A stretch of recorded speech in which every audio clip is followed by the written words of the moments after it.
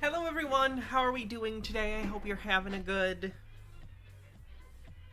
Wednesday. That's what day of the week it is. I remember the days of the week. I'm not someone who just gets up and does the same job every day and doesn't have to think about the day of the week. I'm normal. Relate to me. Hi everyone. Let's see what I missed in chat. Mr. Whiskers, thanks for 11 months of tier 3 with a link. Oh god, was this the... Oh no, this isn't the serial killer one, right? He enjoys all types of music and loves to dance.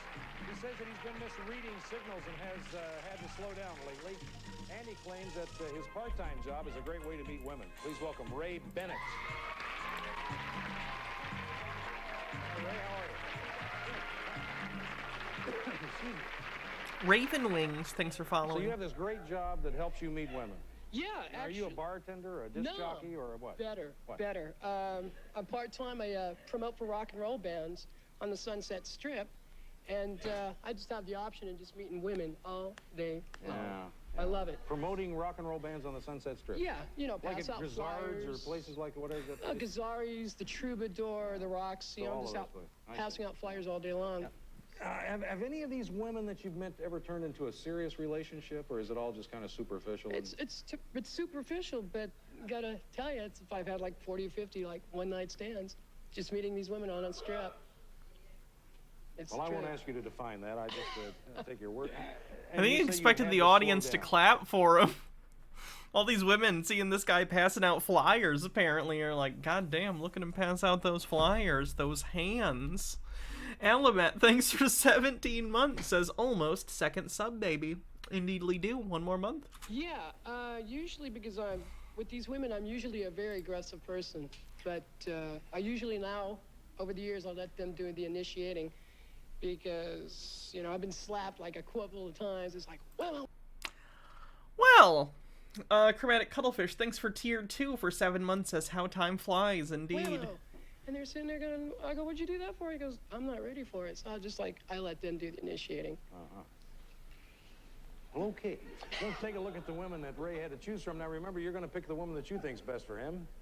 First, there's Maria. She enjoys Mr. dancing Whiskers, and thanks for 100 bits, kicking off a hype train. golf. She thinks that there are some great places to meet men, like bars, beaches, Navy bases. She usually dates once a week, and she says that Turtle404, good thanks for looks are not following. We'll get into the sob sit videos after the hype train. a priority for her, and here's what she's looking for instead. An honest, sincere person. Someone that can talk to me. Doesn't have to yell at me. Can tell me whatever he wants to tell me.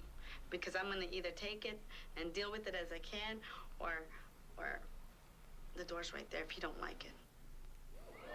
Next, Dawn, she works out regularly. She loves music. She'd like to meet a man who is talkative and considerate with a firm chin and larger hands. We asked Dawn if she usually kisses on a first date. Here's what she said. If I felt it was right, if, you know, I really liked the guy and I felt he really liked me, I would kiss him. I wouldn't do anything else, just like a little peck or something. I don't think it's too good to, you know, just go all out and start making out on the first date. You don't even really know the person. 0% to level 2 on the hype train. Finally, Darcy says that sometimes she goes to nightclubs by herself. She describes herself as, quote, wild at times. She says that lately she's been losing interest in the men that she's been meeting after 2 weeks. Or the men that she's been meeting after, I suppose, she's been with them for 2 weeks. And it seems that a lot of guys approach her at work, and here's more on that. Unfortunately, you have to sift through those too. You know, once in a while you'll get someone who will just be completely covered with oil and grease, and he'll just look at you, ooh, baby, you know, will you go out with me? And I'm like, I don't think so. 1-900, get real, you know? She's my Those are the two choice. Ray had to choose from. It's time for you to decide who you would match him up with, if you'll do that now. You got a blahage for Christmas? Hooray. It's a Christmas miracle. Gonna take a break. Bittergrin with 100 bits says, I don't think any of these women have done anything bad enough to deserve this guy. And Mr. Whiskers, thanks for gifting a sub. And when we come back, we'll meet the woman that Ray 33% to level 2. like to hear everything that happened on their date. We'll do it. 2 We'll and 2. do- Be right back at you.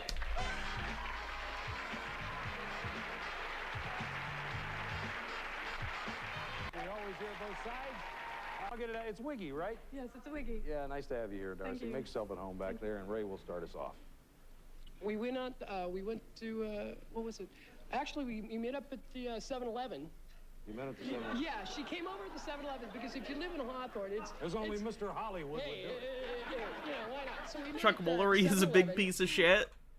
I would imagine a lot of game show hosts from the 70s probably are. That fits. And I looked her over. She was wearing some nice, you know, You Hollywood. looked her over? Yeah, she came up in the car. Looked. Is he one of the game show hosts that like kisses all the ladies on the lips? her over. Like just says, hello, I'm Chuck Woolery, and fucking kisses them. I know I've seen that before in 70s game show hosts. He had some really nice sunglasses on. He's a huge Trump fan. I didn't even know he was still alive. Driving gloves, which was kind of neat. And I go, okay, this is great. I liked it. And what did you think of Ray when you saw him, Darcy? He was dressed really casual in shorts and like a tank top. He kind of looked pretty dorky. I don't know.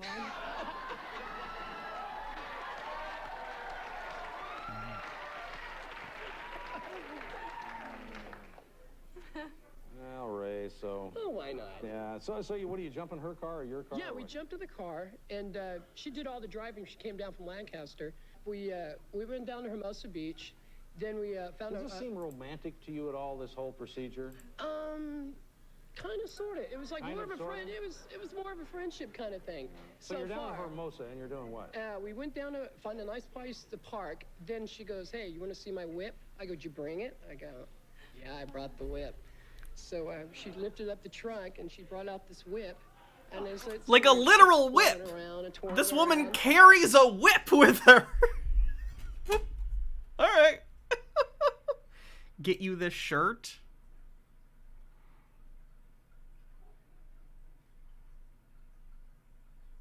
I'm not. Then I set up a couple of Coke cans out there, and she just went, "Wham!" 36% to level 2 with only 30 seconds left. Someone saved the hype train. I didn't notice how long it had And been. it snapped it right off. It was great. Honestly, like, if Baja had brought a whip to our date, I'd just be like, holy shit, she's so cool. She has a whip like Indiana Jones. Odd Tall Man says, "Happy almost New Year's." Thank you. Yahoo! So not just another pretty face. Just not a pretty face. Women that whip. So is this like Sume a bull says, whip, sure. Like one of those 12-foot bull whips? Mr. Whiskers, thanks for gifting a sub. 9-foot, Thanks to level 1 leather hype, bull whip. everyone. Exactly. You get it at a horse and feed shop. You what? A horse and feed shop, Right, yes. And how does this come in handy, Darcy? Well, are you snapping snakes as you walk down the road, or what? I use it for self-protection mainly. And Self-protection, yeah, so no one can get within 9 feet of you. I think a whip is a terrible tool for like whips. You can fuck yourself up with a whip if you don't know what you're doing. Or their eyes. 18 feet, every which way. I don't really use it on anybody. I've hit myself several times with it. So you've had the whip demonstration. Now what happened?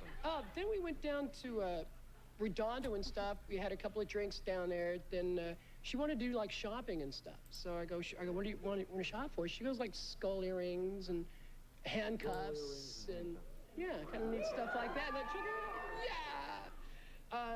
so we went shopping around. She wanted to get this like bustier thing. It was like a Madonna black bustier thing. And her favorite color is black. So I go, perfect. So she would, get Black ready is for the image. presence of all color. That's it.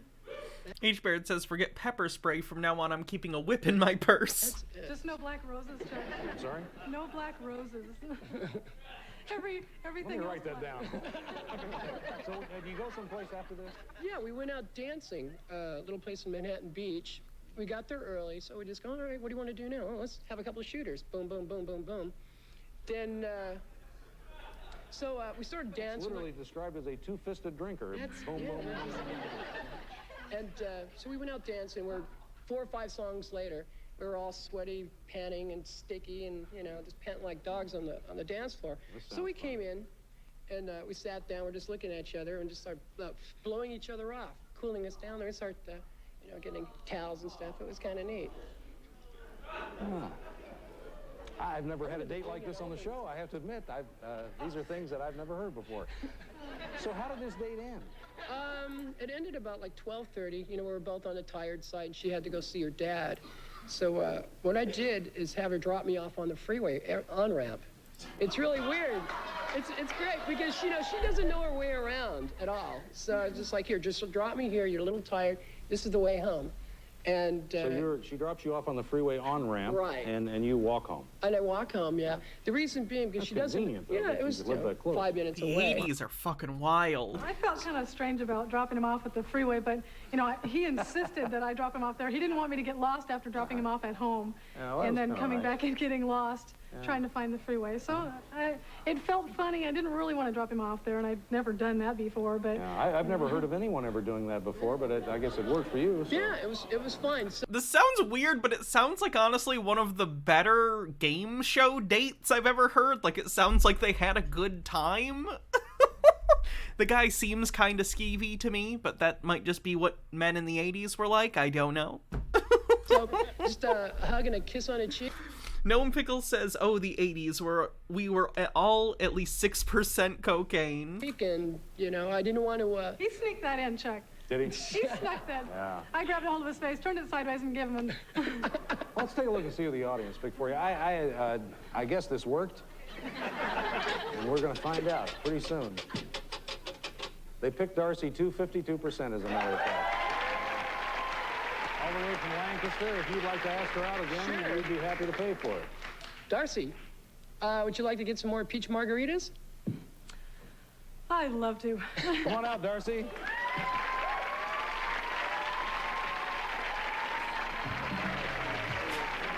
She says, don't worry, I brought the whip. I must tell you, for all the verbal bravado going on here, I got a feeling that, well, you all had a nice time anyway. Thanks for coming. So we're going to come right back with our next guest. Stay with us. Would you like to be on Love Connection? That's actually cute. Just A call lot this of the number dates now. go really badly, so glad they had fun. All right, let's get into the sovereign citizens, shall we?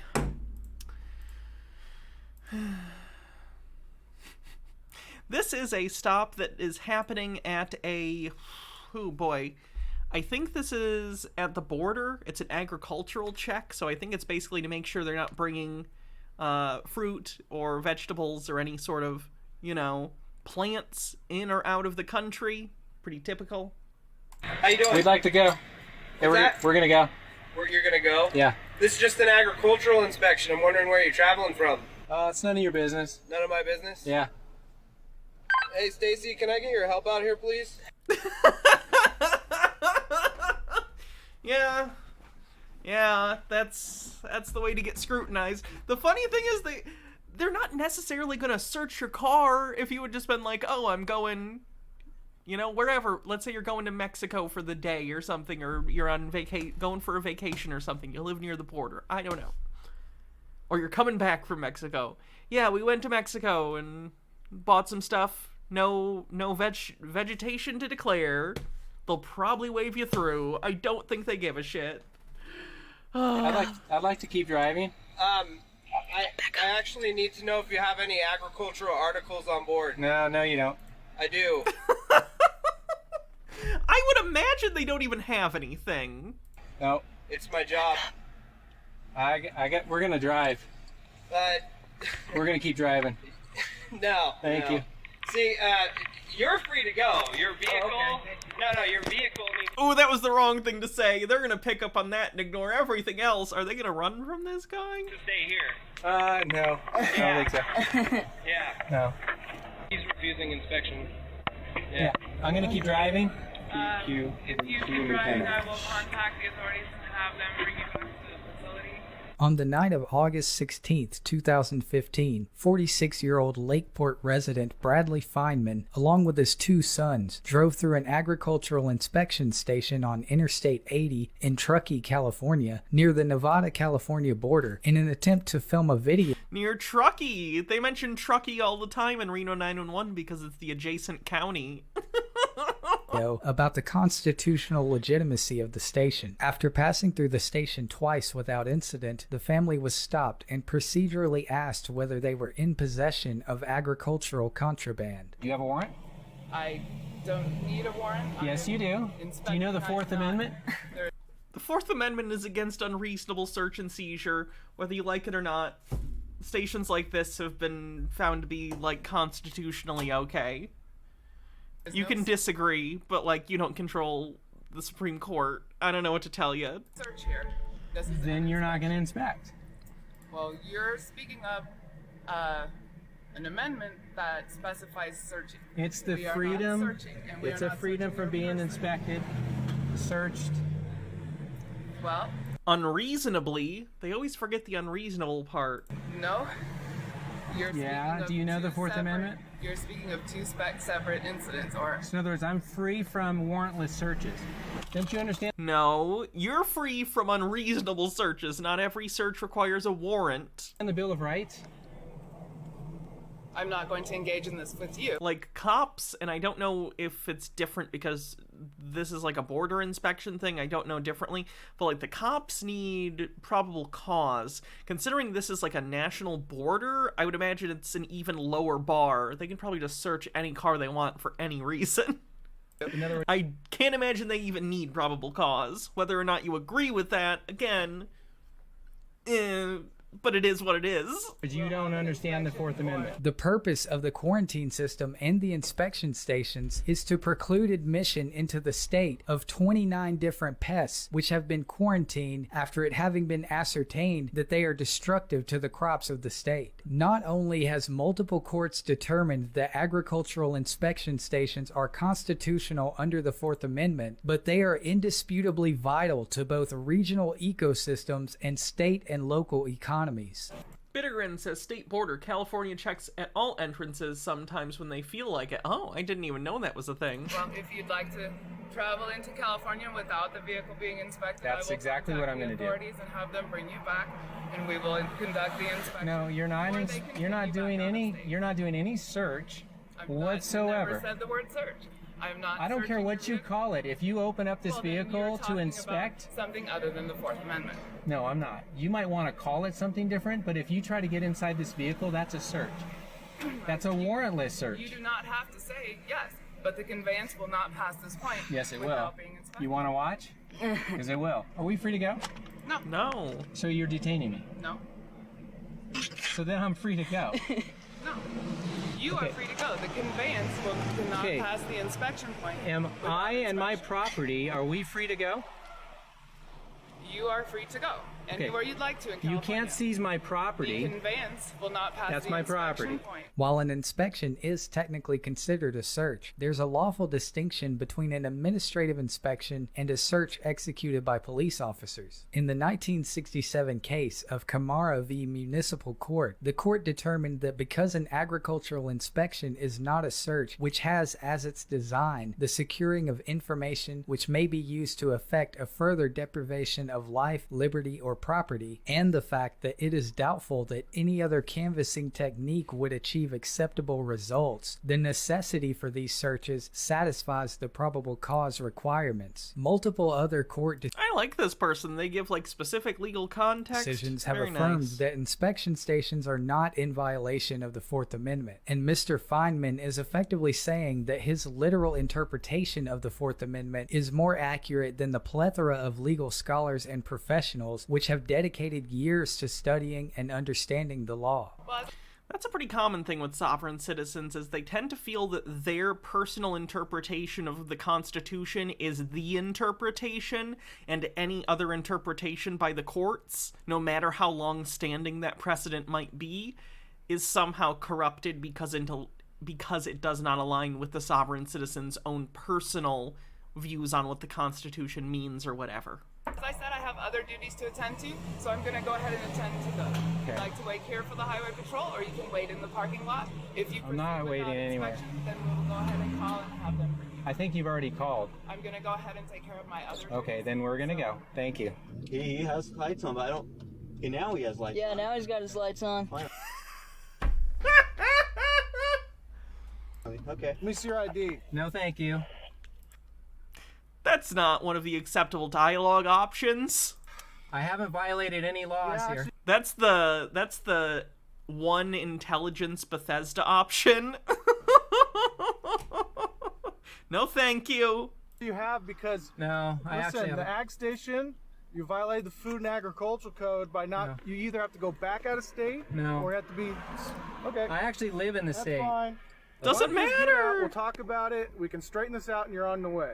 Actually, I don't need to get out of my vehicle. You can hear Well, me. you kind of can- do because I'm telling you to. You No. know. Do you have a warrant? Okay, I'll be Do you back. have probable cause? Don't leave, okay? Oh, I'm not leaving. Okay. This is a complete violation of my rights. Every single time we come through an inspection station, it's just. So this has If happened you stand up- before? Do you learn nothing? Holy shit. Get off the meth, Mr. Clean.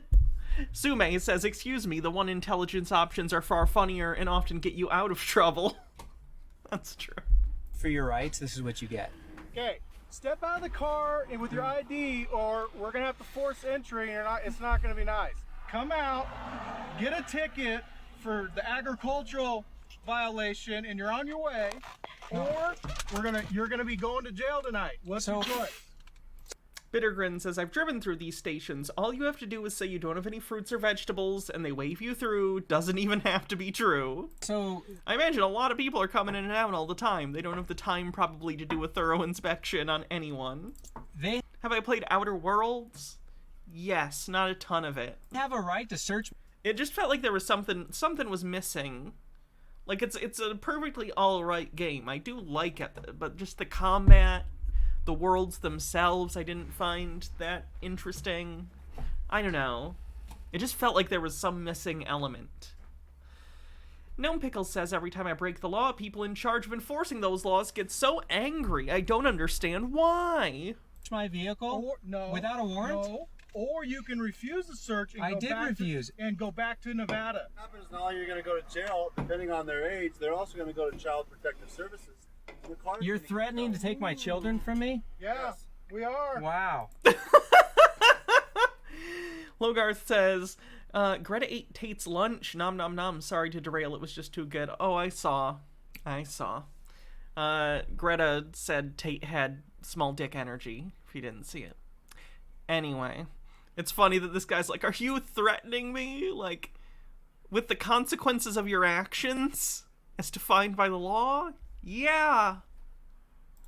So come on out, let's write a ticket, and you're on your way. I'm trying to make this easy on you. I'd like to go. That would be easy. The videotape was going to show how unreasonable you're being, right? Well, actually, I'm a free citizen. Did you guys take an oath to defend the Constitution?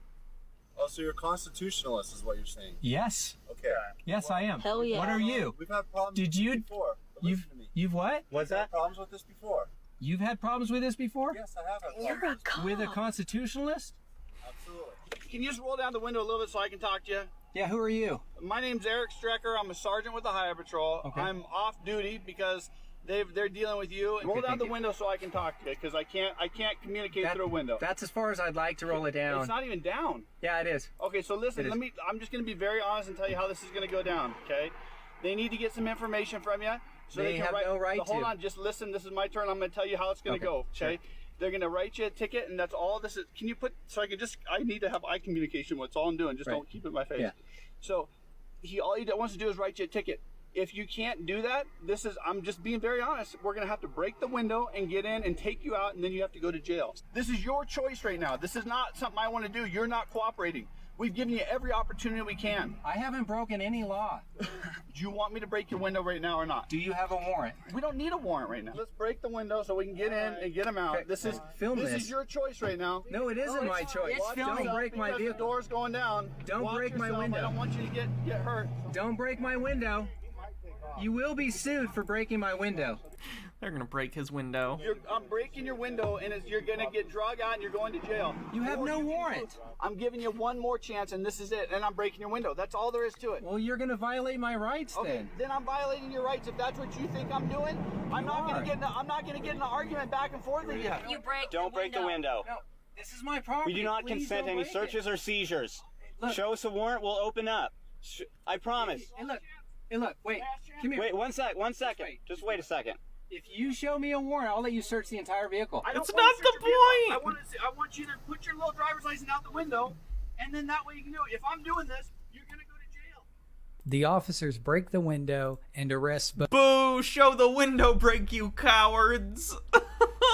both Mr. Feynman and his 20-year-old son, Vincent. The minor in the vehicle faced no charges. Mr. Feynman went to court in Truckee and was convicted of obstructing or resisting an officer by using threats or force, failing to obey the lawful order of an officer, and refusing to comply with an inspection. Mr. Feynman was sentenced to 12 days in the Nevada County Jail and 30 hours of community service, and his son was sentenced to 4 days in jail and 20 hours of community service. Overall, Mr. Feynman gets an F for being grossly misinformed on the intricacies of the Fourth Amendment and constitutional law as a whole, subjecting his family to a potentially dangerous encounter with police officers to illustrate a petty and ignorant interpretation of individual rights, and for giving the constitutional activism community a bad reputation by engaging in poorly planned and executed acts of rebellion. As an activist, it is your duty to fully comprehend the broad spectrum of nuances surrounding your cause, and Mr. Feynman's lack of clarity concerning agricultural inspection stations and their association with the Fourth Amendment is a testament to his shallow interpretation of the Constitution. Mr. Feynman's interaction is a prime example of the reckless conduct which will ultimately have a devastating impact on the legitimacy of the constitutional activism movement, and I urge fellow activists to exercise a degree of caution and expertise before carelessly invoking your individual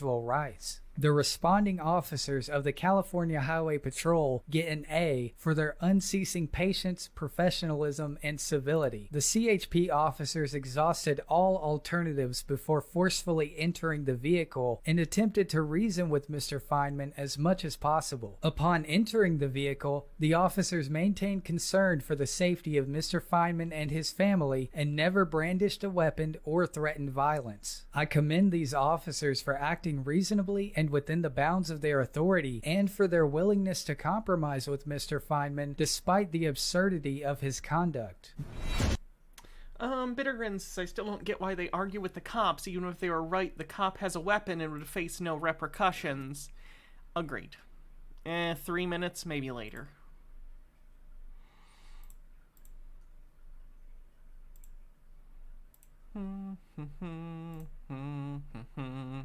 Guys, it's time for Betty Buttcrack. Hello, good morning. Top of the morning to you. It's me, Betty. I'm over here at the high school. It's the second day of school today, August 16th. And I see no protection for the children over here. It's wide open.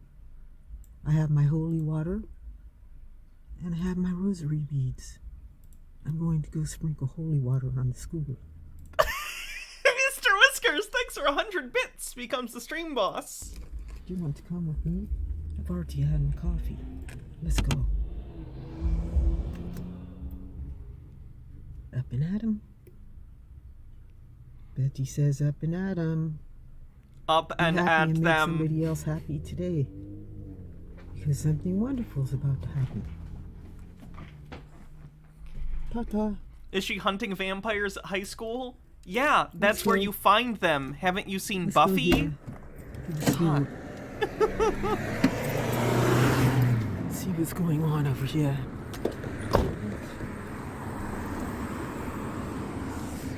I've got my rosary beads here. See? Right here. Going to bless the school. And my holy water. Sprinkle holy water. I put it in here. Sprinkle holy water on the school. They have no protection for the children. So Betty going to protect them. You see any protection here? No. You can walk right in and out.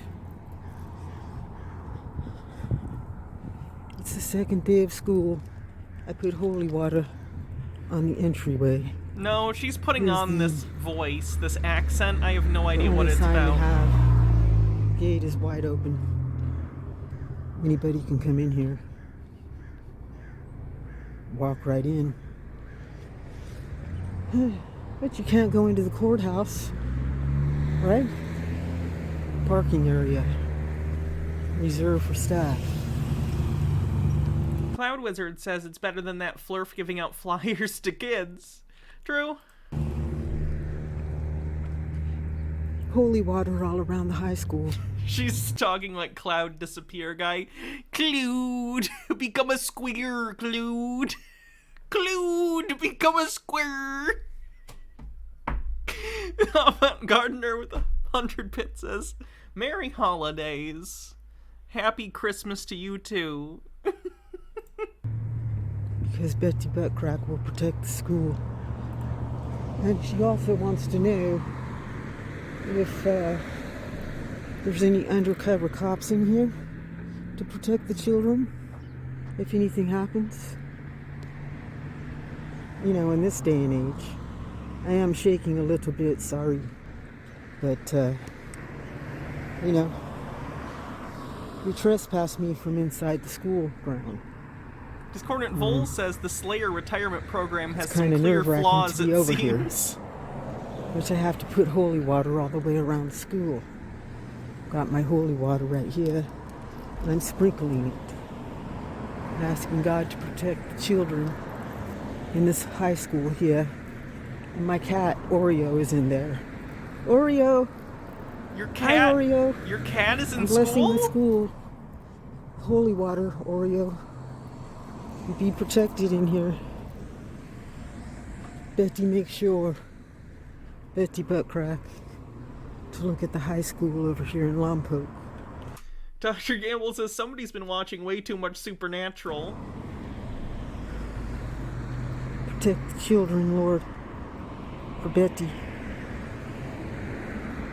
I put holy water all around the school. All around. I'm pretty sure you can buy holy water, like, on the internet. But I think you can also, like, go into some Catholic churches and just, like, get holy water. I think some just have some. I don't know what it's called. But that you can go and, like, get basically self-serve blessings. Sorry, H. Baird. H. Baird said, my headcanon is she applied to be a narc and was rejected, and now she's just bitter. Did she drive there? She did drive there, yeah. Logarth says, how to make your own holy water? Does it have to be blessed by a priest? There's also pagan rituals. I mean, if we're just gonna say whatever is holy water, then, like... then I declare this holy water. This is holy water. Whatever. On the school. To protect the children. I don't have to go in. I put the whole protection all the way around the school. Because they're not protecting it. And you know, do they have any undercovers? Okie Dad says this comment is holy water. Dr. Gamble says, imagine the kids looking out the window watching this random old lady waving her arms in the schoolyard. They definitely are, too. Anything interesting that happens at school you pay attention to. Look, there's that crazy old lady outside. Around here to guard the school. The children. I don't see any undercovers. They should have a few. And besides the undercover ones, they should have them out here in plain view. In front of everybody. The police. To guard the school. But Betsy put holy water on the school. See. Get more.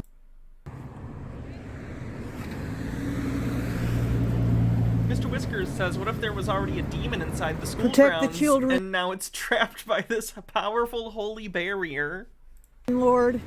I guess I assumed it works like a lot of spells in D&D, where if you are within the circumference of the circle of holy water, you take radiant damage, as long as you are within it, if you are infernal in nature.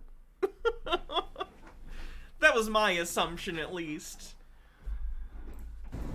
While they're in school, protect them.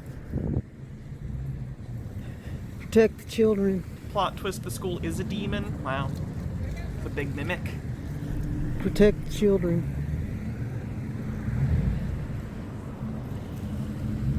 Okay, D&D idea.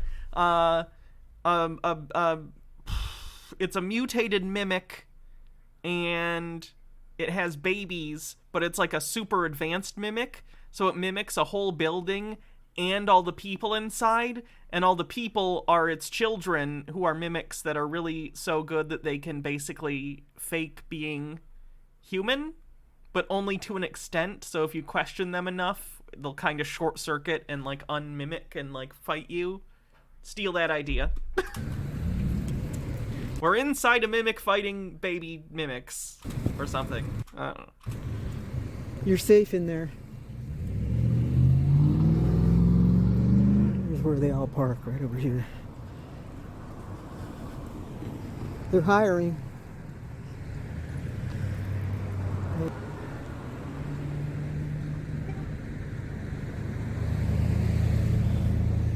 This must be where they all park, right in here. Betty put holy water all around the school for the children. You're safe in there. I have you protected. The Lord has you protected. Okie Dad says, and in the end, the mimics we fought were the mimics inside us all along. Up there. See? Protect the children, Lord. No violence on the children.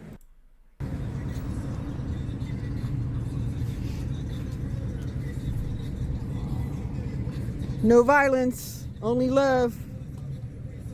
I put holy water all over the school. You're safe. I'm sure that'll help. God bless you, little lady.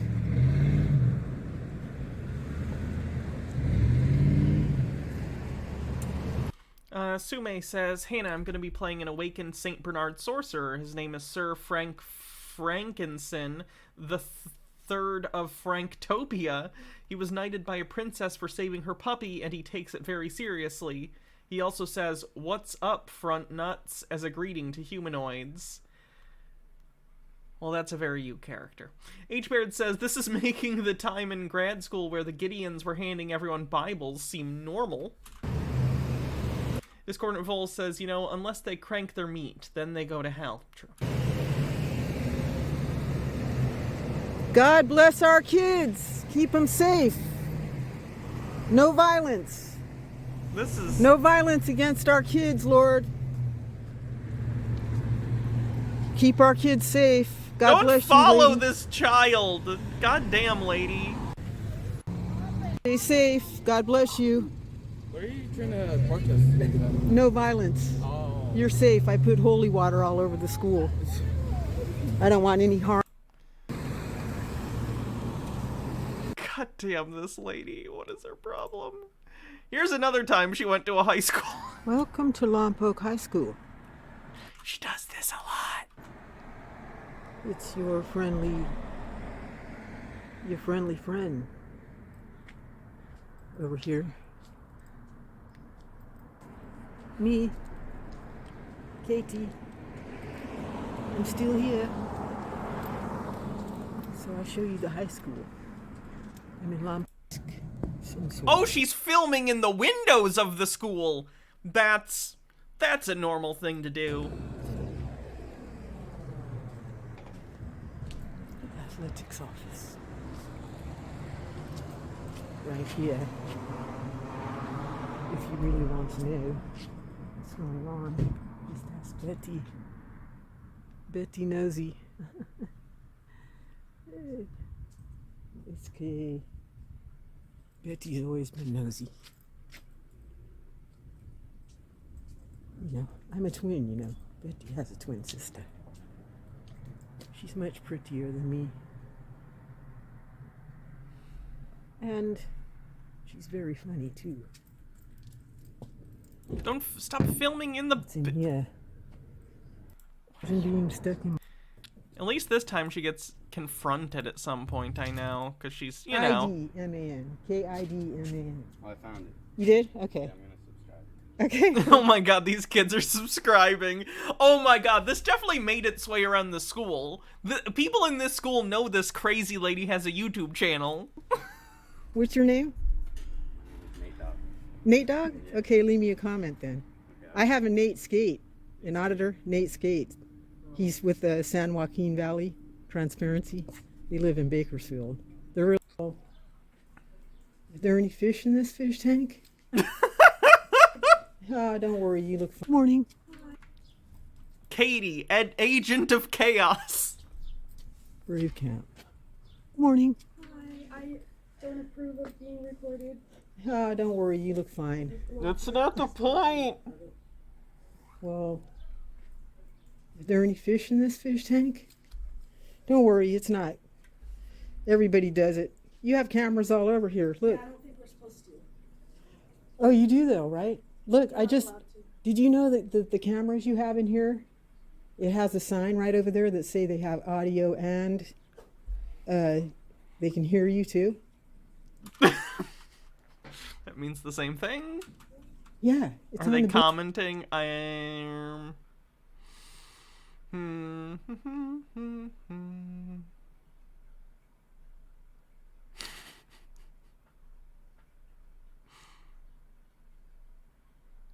It's a mix of people making fun of her and people thinking she's doing a good job. Yeah. The cameras that you guys use have audio and both. They can hear you and see you on the camera. Okay. Conference room.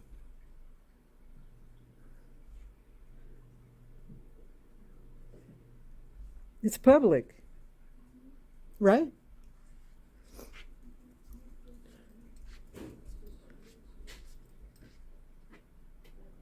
Oh, that's kind of cool. Did you make that? No, he retired, but a different carpenter made this. Oh, cool. They want more right here. So Oh, they do? Oh. So I'm just getting measurements and getting ready to build it right here. Oh, rad. That's nice. Yeah. We got a lot more teachers, they said, so. Oh, really? That's a good thing, I think. Yeah, really, it is. They're growing, huh? Yes. She's just walking around the office of the school. The administration. But that's all right. The more they do it, the more I'm going to get nosy. Betty nosy. Their fucking Look at her, she's schedule. worried about the personal information. Oh, they have all gender restroom in here. Oh no. Changing into the all gender situation. Ma'am! All gender bathrooms aren't a new thing. Every house in America has single gender bathrooms or two gender bathrooms or whatever. Any gender. Just shit in my toilet if you need to shit. Ma'am, I'm sorry. You're going to have to leave. This is private area. This is public. This is a No. public school. If you look at that sign, there's no one allowed back here. This is Oh, admin. where's the sign at? I saw him in the parking lot. I'm sorry. You have to leave. No students. I'm not a student. Okay, I'm a you need to reporter. leave. That doesn't apply to me though. This is private. Look, it says information. welcome back. That means me too. Okay, that's fine. This is a public school. I've said it before, but she cracks me up. First of all, I think what she's doing is terrible. I think she's wasting everyone's time. I think she's just doing this for attention. I think she's doing this is just as bad as Glenn Serio when he does this shit. But the reason I find her hilarious is because she's an elderly person with the personality of like a cringy 15-year-old TikToker that just wants attention on the internet. Just terrible. It's not public back here. It's actually a confidential. Actually, if I wasn't walking over there just now, I wouldn't have saved that little cat, Oreo. You guys left him stuck in that building, huh? This is a confidential area. I'm going to ask you. No, it says right there, students. I'm not a student. I'm an adult. I know you can't be here though. We have private information. You can't be recording. Like, students come in here though, right? No, they don't. There's no students back here. There's only admin. Oh, well, I'm not a student. Well, but you're. And the dynamic is interesting too to look at, like, because most of these like First Amendment auditor types are young dudes, who society tends to view as more threatening. So it's funny to me that, like, because she is an older woman, she is perceived as a lower threat. So it's also socially seen as like you shouldn't be as like harsh on that person. Right or wrong, that's how society feels about it. So, like, you can tell they want to tell this lady, get the fuck out. But no one wants to tell someone's grandma to get the fuck out, you goddamn creep, you know? You're not an employee. This is for employees only.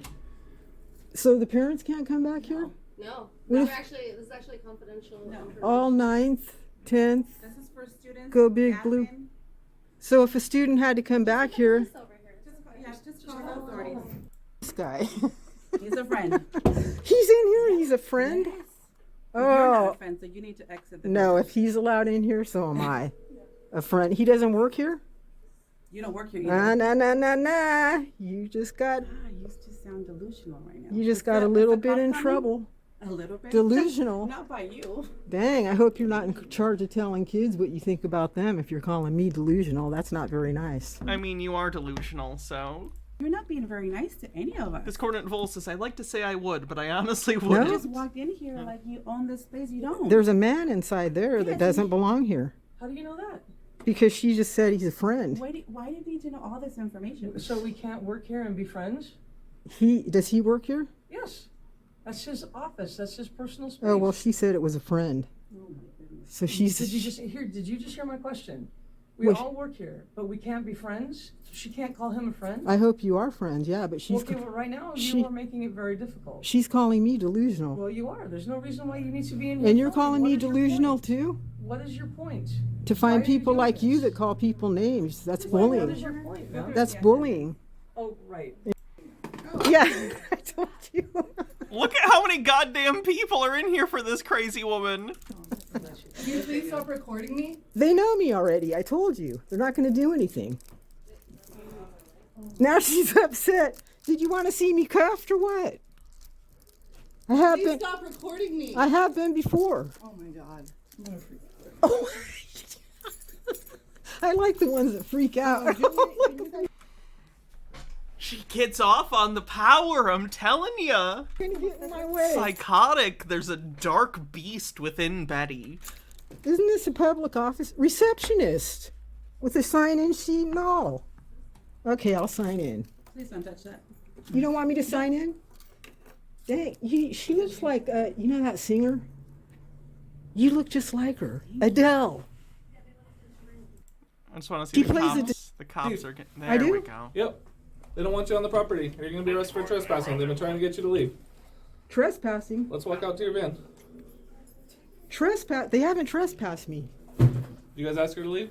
Many times. Okay. Just Okay. from this area right here. Okay. Right back there, this is Well, public. they're trying to conduct business, so let's go. Okay, And you so- already went on private property over at the Fonseca and what? Miller. Yeah, you're a big dude. Yeah, I am. What's your badge number? 19812. Okay. Adele. Rochelle, come on. Rochelle, let's go. Rochelle, earlier this morning Fonseca. you went on the property past no trespassing signs over at the Gaddis. Yep. Over on Maple Avenue. Okay, let's go. Where? What are you On guys Maple. following me around? No, they In your called about clown you too outfits? because you went on private property. How do you wear all that crap in this heat? It's our job. With the guns and the badges and the whole circus going Sure, on come on, here. let's go. Are you the principal? Rochelle, come on. I haven't been trespassed. How'd she get the name Betty Buttcrack? She just calls herself that.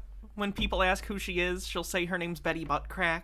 It's not her real name, but it's what she calls herself as an alter ego. Then give me my trespass. Okay, he works with the district, so he can. So tell give you, me my what's on the property. trespass. No, I need it in paper. They don't need. They can give you a verbal warning. No, they can't. They need to give it to me in paper. No, they don't. Legally, I need need to you off trespass. campus. Then give This it to is me on private paper and put your name on it, Mr. Smarty Man. Go on, go in there and write me a letter. No. Telling me I can't be on this property, that I'm not We are trespassed. present. We can hear him telling you. We will put it in our system. They have been telling you. That's that not how you trespass somebody. That is You how have you to do it trespass legally on somebody. paper and put your name on it. What's your Where name? show me in the penal code. Where What's it your says that. name? I'm asking you to leave. What's your name? You want to give me directives and give me your name? Yep. What's your name? Who are you? I'm a district administrator. Principal's office. All right, so write it down on a piece of paper then if you're going to trespass me. I want it in my hand, signed, dated, stamped, and everything.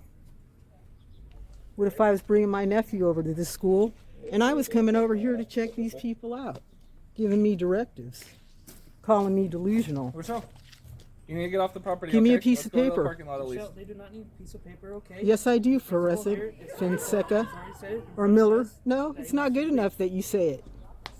It's not No, good enough. you don't get need to make give that it to me call. in writing. So do it legally or don't do it at all. Penal code, Don't I'll be read it lazy. I'll read it to you from the penal code. It says, refusing or failing to leave the lands immediately upon being requested by the owner of the land or the owner's agent or by the That's person on- in possession. Hydrate. And H-Baird says, as someone who's worked at multiple levels of government, if you needed a piece of paper to trespass someone, there'd be a pre-printed form for it. That's on private property, Dorkwad. That's not public property. This is public.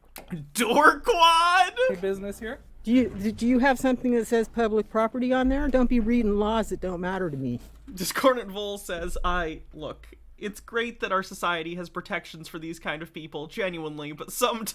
That law right there is for public property. I mean, private. At this point, I would be like, you have 10 seconds to get off the property. I'm arresting you. Like, it's worth the paperwork at this point. I'm done.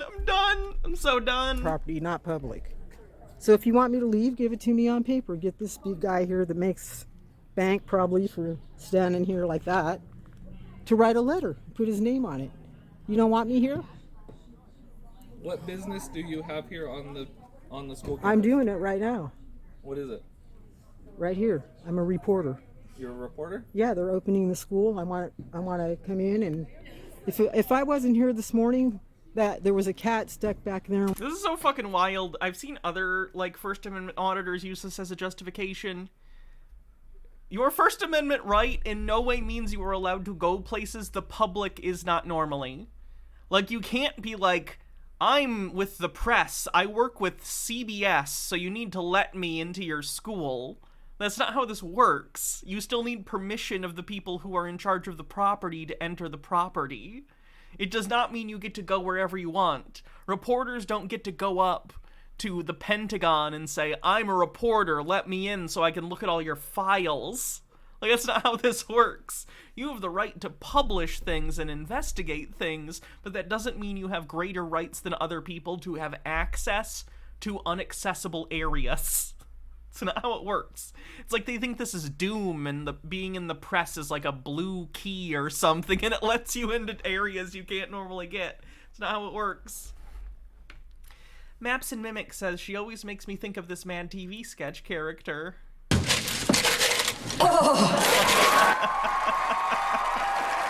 Yeah, I know what you're talking about. In one of the buildings all night. He was crying and screaming, wanting out. I named him Oreo. Oreo? Yeah. Yeah, the guy in there, I came and ran and got in the custodian, and he opened the door and let him out. I saved it. Saved the cat. So were you there to save that kitten? No, you weren't. Ma'am, this has nothing to do with any alleged cats. With the bulldog on your shirt. Go on. Write me a letter. He has to. It has to be on paper. You can't just go around telling people untrue. You can't be here, you can't be there, you can't be there. Yes, you can. If it's your property, you can. By the time you get done with me, where am I going to be able to go? No place. You go home. Go home? Yeah. I am home. You're home? Yeah. You live here? Yeah. You have proof of that? Yeah, I live in God's world. I can go anywhere I want. There are no walls in God's world, and there's no rules. I follow. Is it on paper? Is it on paper? Yeah. No. Huh? No, he doesn't need he doesn't need any paper. No paper. He just communicates it with you. Can you go in there and write me a trespass? You're lazy, huh?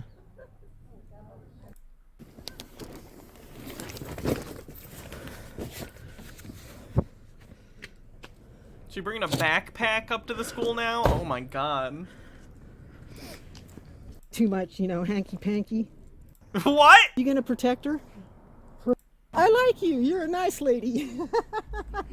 She said I was a nice lady, Boomer. She doesn't know me.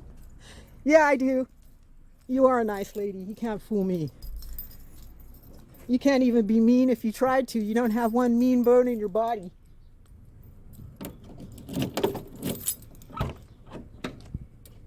Not even one. Oh my god, yeah. I'm getting claustrophobia just looking at the back of that van. Holy shit. Look at that. God damn.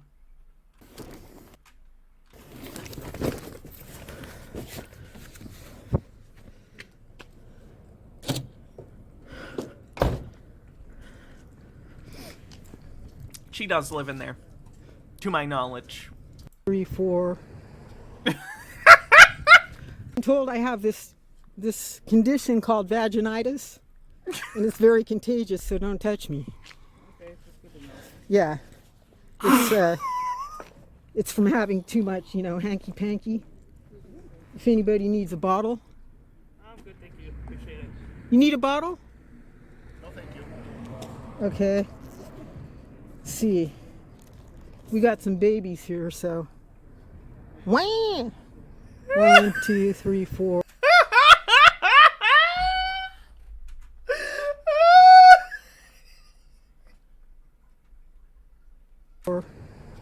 Couple more over there. Had to get the baby out. Terrible situation. All right, so now we got another one over here.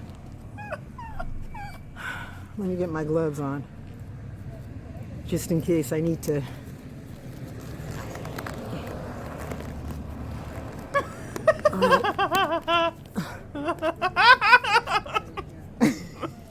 Discordant Vol says, "Oh no, she has a captive audience to practice her prop comedy." Moira Soma says, "I thought you had this stranger danger thing in America that everyone who didn't belong would be escorted out of the school by security, or is that only in some states like California?" No, that's how it always is. You're really not supposed to go to a school with no reason. Now, I got some pacifiers. Can I see your ID? Did she buy those for this bit? And she lives in her car, but she was like, "I need these in case I see cops and need to make fun of them." I respect the commitment to the bit. Pacifiers. I got some little bit of Coke. Okay. You want some Coke? I'm good, thank you. They don't want any Coke. I got a sucker. If there's any suckers around here, which I think there are. 1, 2, 3, 4. There's a couple more over there. But no, my ID's not in here, unfortunately. No. But I do have some Vagisil. Okay, so to be clear, this is a bag she literally put together to troll cops in case she gets searched, right? Like, she literally filled a bag with the weirdest shit just so the cops would find it weird if she gets searched. If you need any of this. You need some? You will if you come near me, I told you. With the vaginitis and all that, it's pretty scary. Because it makes you like, it's like you have poison ivy on your crotch. It's really, No, I don't see any ID. Oh yeah, here you go. Here's my ID right here. I even have a badge for my police identification.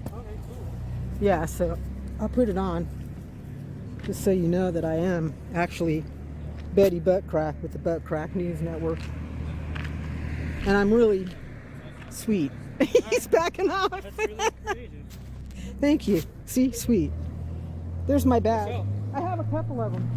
What? You need to get your car and you need to get off of the property. It's private property. Here's my badge. Okay. Okay. The district is asking you not to be on the property. They want to press charges for trespassing if you do not leave the property. Do you understand? They do not need to give you any writing. We are giving you a verbal warning right now. Okay? A verbal warning? That's And if you do not leave the property, you will be arrested for trespassing. You can't arrest me for trespassing if you haven't trespassed me yet. Don't you understand? Okay, then give it to me on paper. No, you don't need it on paper. Yes, you do. Are you the sergeant? Sarge. Quiet.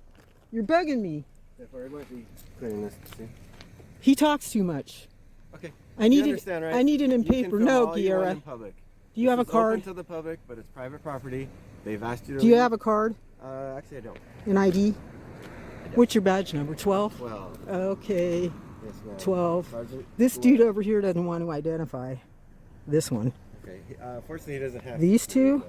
And that one? Okay. Okay. Is it Rochelle? Rochelle, you need to get in your car. Don't come near me. I told you. I'm not coming near you. Hold on, I'm dealing with my vaginitis and you and all this all at once. Now stop. You just need to leave now, please. I need to get it in writing. No, you don't. Even if you have to write it on a note paper. Ma'am? His name, his, Ma'am, at this point, and yours. You're going to be arrested for trespassing, or you can leave. That's your option. You can't arrest me if I haven't been trespassed. We just both told you that. You can't trespass me without giving me. Ma'am, right now you're not leaving. Okay? So What I'm that's saying. trespassing. What I'm saying is when you trespass somebody, just so you know, here in Lompoc, you have to give it to him in writing. No, you don't. You don't? No. And you're the sergeant? Yes, ma'am. Do you know the First Amendment? Yes. Okay, what is it? Yeah, If we're you not tell here me for the that. First You need to Amendment leave. right now, You need to even one leave, part of it. Or you're going to be arrested. Okay, you have the right to free speech, you have the right to assembly, the right to petition, the right to religion, if I didn't already say that, the right to the free press. Get the fuck off the property, please. Even one part of it. I like your watch. Thank you. It's cool looking. Okay? Hey, that's leave this rad. property. Okay, We can I have see your other card? calls we have to get to. Can I just see your card? Said he didn't have a car. Okay, is she leaving? All right, I'll go get it. Everyone else that you There? deal with property, so you can be technically This is my trespassed business. from this, okay? Affecting them, and you actually Over there. He works for the school, okay? We'll identify. We'll give you our badge numbers, all that stuff. But he doesn't have to? Nope. Have a good day.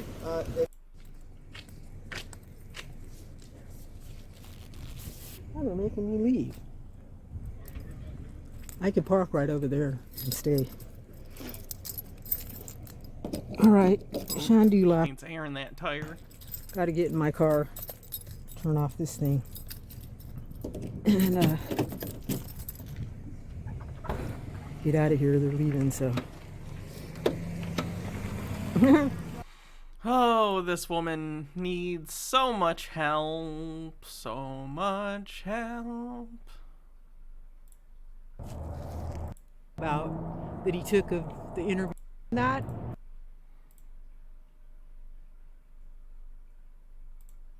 Peninsula Place versus Trellis Lane. Discordant Vol says any ground given is territory lost. You can't budge on with people like her. I agree. Lawrence Kreffman for the plaintiff, Your Honor. Hey, Jan, how you doing? Okay, I'm doing okay. How are you doing? I'm doing well, Jan. Can I get sworn in? No. You can't. What? Can I get sworn in? He said no. Yes, that two-letter. Mr. Kreffman, how much is owing on this account? Your Honor, the rent to retain possession is $1,978.19, plus court costs of $161 for a total of $2,131.19. That's unfortunate. Gnome Pickle says I would be less offended by Betty and Sovsits if they didn't devour resources and time. Agreed. Sir, how do you intend upon getting that pay? Your Honor, I am the first-hand witness. I have certain facts obtained a matter of hand. I am the beneficiary of my estate. I am the taxpayer. I am the signed person by the Social Security Administration. That card is in my name. I don't know if you got any of my emails. No, I got them all. And I also sent the hard copy to the court. I don't know if they'll have time to get there. It should arrive at 10:30. Like I was stating, I want to have a motion to be on behalf of the plaintiff. I've shown all proof that I have an interest and ownership on this account, and I've been performing, and they have not been accepting my payments. Was he trying to pay it with the sovereign citizen bullshit? We actually haven't seen sovereign citizens do this in a while. I'm sure they still do, we just haven't seen as many videos about it. But they think that there's a secret bank account with like $2 million in it. The amount varies, averages around $2 million.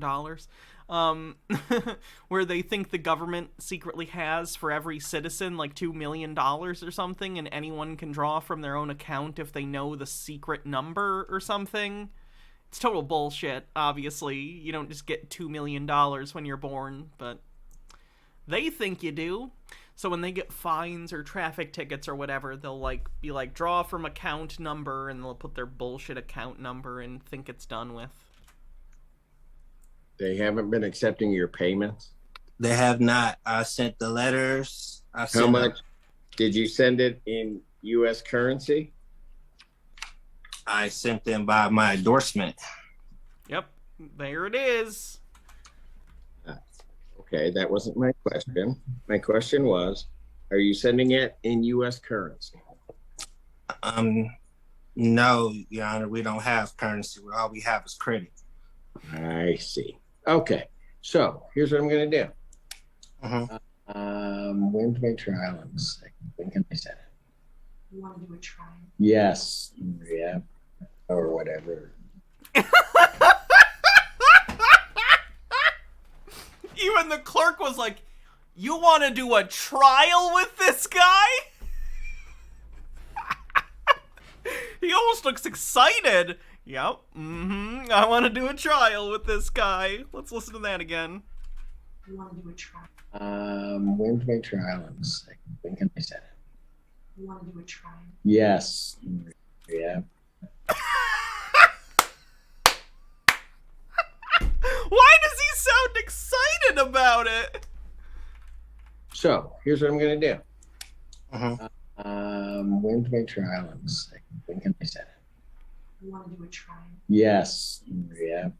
Or whatever. Every day I got. Do you want to do it on Day the 3rd? Since we're At what time? No, because those other people will be here. Okay.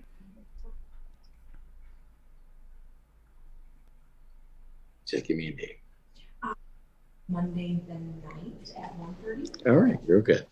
So here's what I'm going to do. Why is the judge excited? It's so funny. It's like if I was a judge. Like, I get why I'd enjoy this. I don't get why he enjoys it. Maybe he just also enjoys sob citizen bullshit. Formalities. I'm going to set this for non-jury trial Monday, January 9th, 2023. At what time? 1:30. At 1:30. Okay. That would be. So that's coming up when that trial happens. If there's if it's broadcasted similarly, we'll take a look at it. That will be in person. Okay. Thank you, Your Honor. Thank you, Your Honor. Look forward to it. Thank you. Bye-bye. That judge is excited. Happy holidays. Yes, and to you, sir. That was a short one, but hopefully we'll see what's going on with that next month when the trial happens. This one isn't strictly a sovereign citizen, but I thought it fit the general vibe. This is at a movie theater, you know, the place where people used to go see movies instead of Netflix. You know how some movie theaters, you just sit wherever if there's available seats, but there are other theaters, and a lot of theaters now have moved to you pick your specific seat. Like when you buy your ticket, you pick a seat on a screen or whatever, and then your ticket is like, you know, row J, seat 7 or whatever, and then you sit there. Sorry, I'm burpy.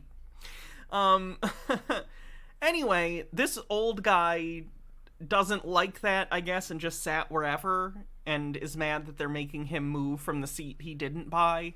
So, Annie Potts, we got one.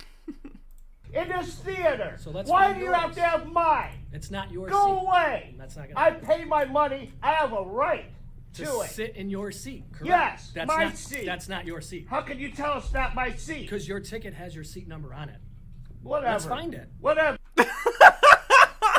I see, this is the moment that made me think, I think the older guy genuinely didn't know that there were assigned seats, but he's too far in at this point. He's created a scene and is yelling in the middle of a movie theater. So at this point, it is too far gone for him. He can't admit he just made a mistake for ego reasons or whatever. Human beings are weird like that. We tend to be like, oh no, I'm in too deep. I can't admit I'm wrong now.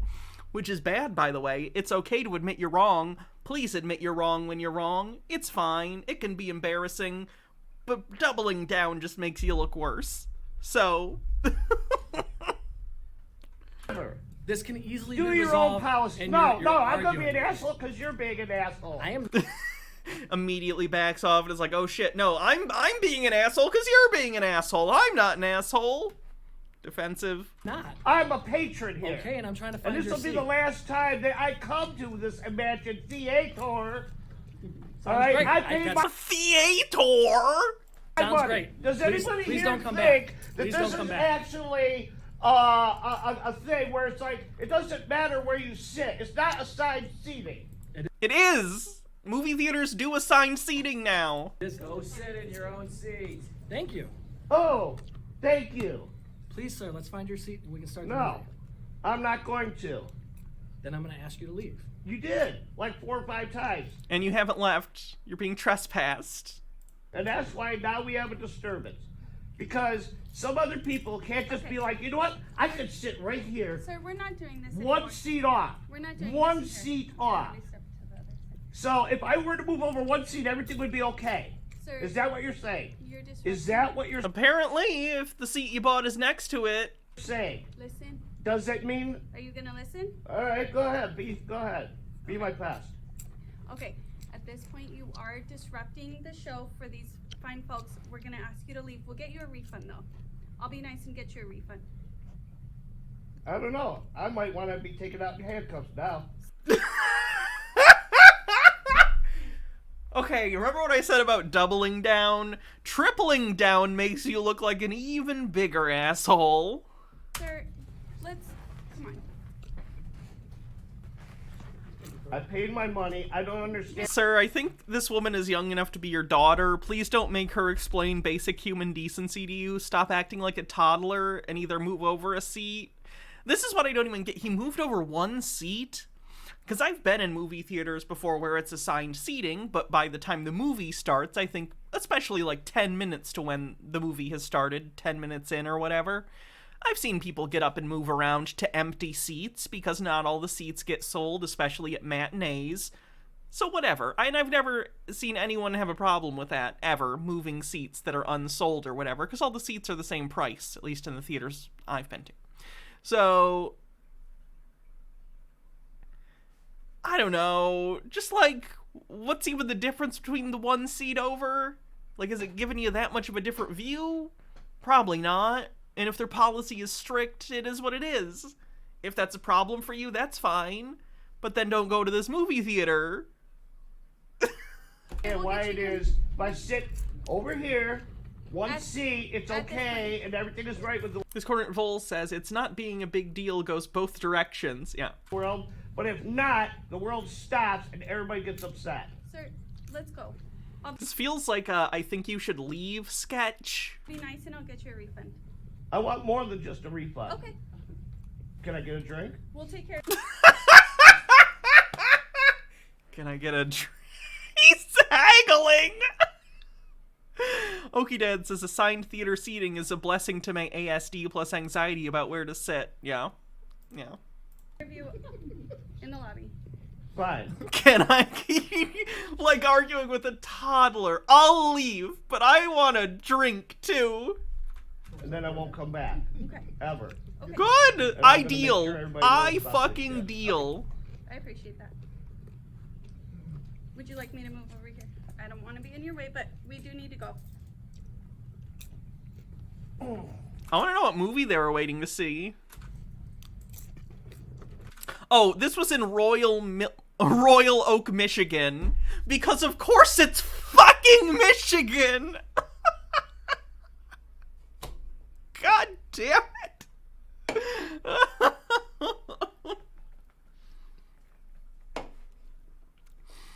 My state is a nightmare. Wildest Hydra, thank you. What would you like me to wear for the hats off? I'm capitulating because I don't want to watch the movie now. You ruined it for me. Okay, I'm glad you capitulated. I don't really care why. Because of your silly ass rules. Okay, I apologize about that.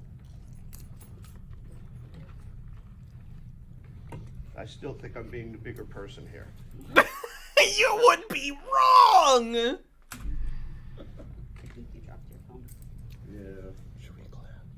They said they'd pay $900 for it.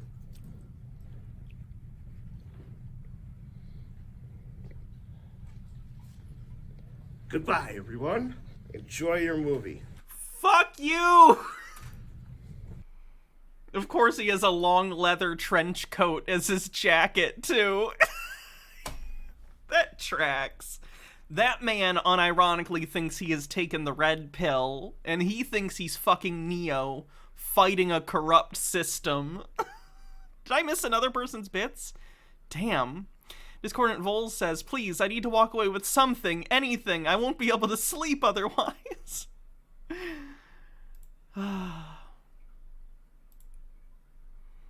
Michigan is very purple, very yeehaw or liberal. Yeah, Western Michigan, there's a lot of... It's like everywhere. It's rural versus urban areas. And there's a lot of rural and a decent bit of urban areas, you know? So it's a mix. It depends on where you are in the state. But that's true everywhere.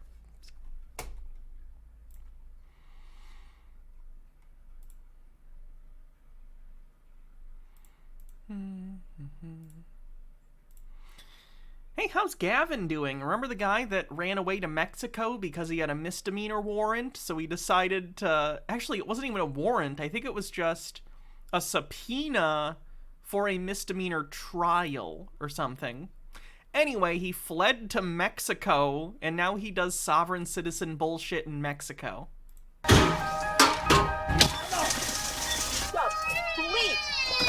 Give me that camera.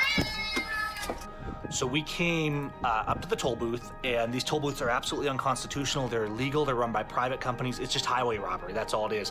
People run them all the time, and they seem to be getting more aggressive because they can't get their robbery from us, their extortion from us on these highways.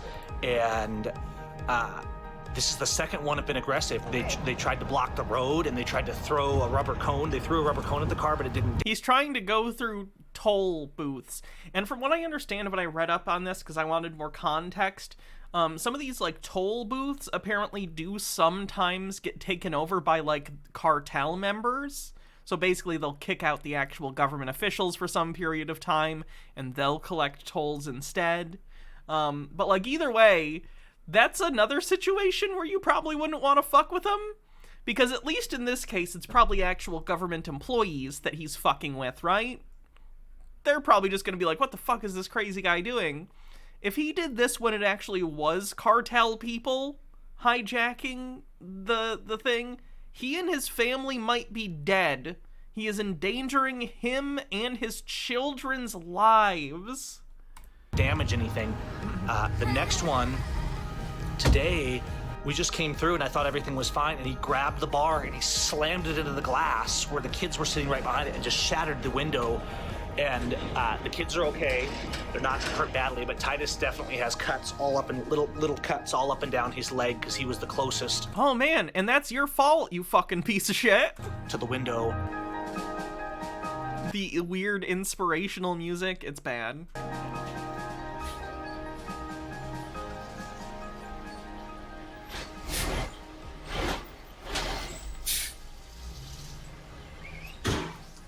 He's just driving through. Stop, please. Give me that camera. Two is in muy trouble, senor. Again, so he blew through this toll station and then got out and in the whitest voice possible basically said, "You're in big trouble, sir." You're tired? He broke the window. Oh my God. Oh my goodness. It hurt Titus. He just broke the window. There's kids right in the seat. To radio, now! To Sandra, no, get in the car. Get in the car, do not touch him. Get in the car. Tu nombre, ahora. Tu nombre, ahora. Señor, mi niños is in the car. This guy's unironically gonna get left in the desert somewhere. He is such an idiot. No. You hurt my baby! It's illegal. It's criminal. Two is criminal. You hurt my baby! You get in the car right now. You hurt my baby! Let me deal with it. Tu nombres. Tu nombre, ahora. Will you guys get him out? Make sure he's okay.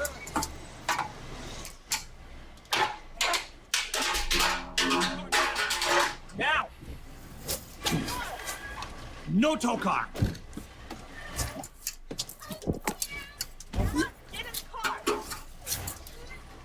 The guy's Spanish Who is is un grinding criminal. your gears. You know? Two nombres. These guys, he threw with my kids in the back seat. He threw and shattered my window wide open with the kids in. This is child endangerment. What is this dude thinking? Not a lot. Discordant Vol says this man is going to die. Yeah, probably. He's making really bad decisions. There. I want your names. Two nombres. It's okay. Is her seat clear? What? It's okay, Ty. Come here. It doesn't look like he got really cut. It just kind of Oh, he won't have got cut. It's, Asher looks like he got cut. a little bit. he got cut. Asher got a little cut. Okay. Put a camera on it. I want to see it. Okay. Ash. I've got it rolling. Our exit's in like 1 mile, I think. So, was Stop that pointing the exit? camera at your kids, you He's told fucking me. loser. And these are completely illegal, not only on the constitutional level, but also it's financial corruption. What? Holy shit, dude. How can you play that video and not realize you're in the fucking wrong? How can you watch that video and be like, oh man, that was really stupid of me? Happened is when they built these roads, the idea was to have toll booths to pay for this interstate system, essentially, right? The way it works is there has to be a free road, but that free road might be a winding switchback through the mountains, and if you're trying to get somewhere, it's not very efficient. So they'll have the free road, but if you want to take This guy has the weirdest, like, savior complex. So he fled America due to a misdemeanor charge, went to Mexico, and now he thinks he's gonna fix Mexico by blowing through toll stations. That's insanity. fast road, they've tolled those roads. Well, the original agreement was those toll booths were going to go away after the roads were paid for. And what happened is the corrupt crooks at the time sold concessions to private corporations. So what they have now here is these private corporations running these toll booths, zero accounting for the money, and most of it is not even going to the roads. So okay, you can disagree with that, and there are ways to address those, like, concerns. Endangering your children is not one of them that makes you look reasonable. It just is what it is. In so many ways, this is a violation. Discordant Vol says toll stations that may be occupied by cartels, right? This isn't some crazy idea Gavin came up with. One of the first things we came to in Mako was these toll booths, and they would be taken over, liberated. The local activists come out, and this is very common in Mako, and they come out and they tell the people operating the toll booths, get out, we're taking over the toll booth. They liberate the toll booth, and they let people pass freely. Taking over toll booths and stopping government corruption on the roads, this highway robbery is not all that uncommon. In fact, with the protests going on in France right now, the word is that about 90% of toll booths and traffic cameras in the entire country have been destroyed by the activists. Stopping the government from stopping you on the road is one of the fundamental things you do when you're resisting corruption. Even the current sitting president of Mako, AMLO, in the past has been involved in these protests and liberations of toll booths and things like that. I mean, that's... Sir, your children were in the car and you got them hurt by being a fucking idiot. Dr. Gamble says, fixing Mexico by blowing through toll booths, lamest main character syndrome ever. That's how widespread this is down here. So people are really aware of this, and they're trying to educate their neighbors on it, and they're trying to stand up to this, and many other corruptions that are going on down here. And that's the key. The key is always the people coming together and standing up and saying, no, no more. The politicians don't fix it. People caring and having compassion and being willing to resist with honor, that's what brings freedom. And that's one of the reasons I love Mako and Latin America, is because while there's still corruption, there's so much more of that fight, that passion. These toll booths, not only are they taking all this money from people, I mean, some of the bigger tolls might cost a day's wages here in Mako, which really prevents people from using the tolls. They use the free roads, and what that does is it prevents tourism, it prevents economics. It's really... I feel like he's really glossing over the point that he almost got his kids fucking hurt. But, you know, Gavin's gonna Gavin, I guess, so. Oh, this one I just thought was weird. So we're not going to watch much of this. I just need to know that some sovereign citizens get their information from a cartoon frog. We are going to show you how to enforce your right to a fair hearing and to win your ticket in the process. To make this plan work for you, you must listen and speak it out loud to cement it in your brain and tongue so it becomes crystal clear in your own mind and you will be prepared for any response. You must be clear enough that you don't have to stop and think, but must always be in control of this plan. The first appearance you make in court is your arraignment, in which the purpose is for the court to present the charges and find out how you intend to react, by standing up for your rights or being fearful and an easy target. During this proceeding, the judge looks like the edibles just kicked in. Will inform you of the charges against you and attempt to get you to enter a plea of guilty or not guilty. A third choice is no contest, which is essentially pleading guilty without admitting guilt. Be careful, however, because as soon as you open your mouth to enter a plea, you have given them formal jurisdiction over you. It doesn't matter, they have jurisdiction over you anyway. Even if you say nothing, that's called standing mute, and they're going to put in a not guilty plea for you if you stand mute. That's already a thing. Gnome Pickle says the Sobsit frog demands sacrifice for this education. It requires its body weight in human flesh every 15 hours. It's actually not too much. That's pretty good. Discordant Vol says, I'd say that guy has an unmarked grave with his name on it, but well, you know. If you intend to follow our procedure and win, you must not enter a plea. The judge's first question to you should be something to the effect of, do you understand the charges against you? Or it might be, how do you intend to plead? You must say no, you do not understand, or you cannot enter a plea until you get some questions answered. It doesn't matter. If you refuse to plea, there's already a word for that. It's like sovereign citizens think there aren't hundreds of years of, like, practice of law that has figured out that, guys, I don't know if you know this, sometimes people are going to be stubborn and not fucking plea. Sometimes people are just going to refuse to say guilty or not guilty because they're big fucking children and don't want to deal with the court process. Doesn't matter. There's a word for it. You're standing mute. You are not giving a plea, so that's an automatic not guilty plea. That's what they put in for you. It's not some weird trick.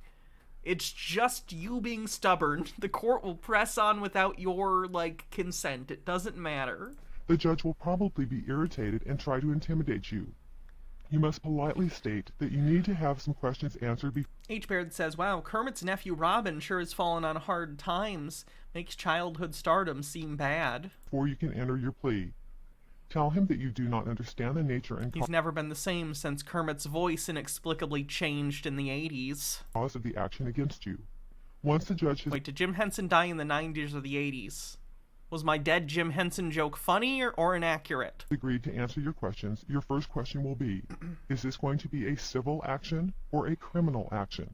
Alright. This is just continuous with the frog explaining the typical Sobsit bullshit arguments we hear all the time. 1990? Fuck, I was close.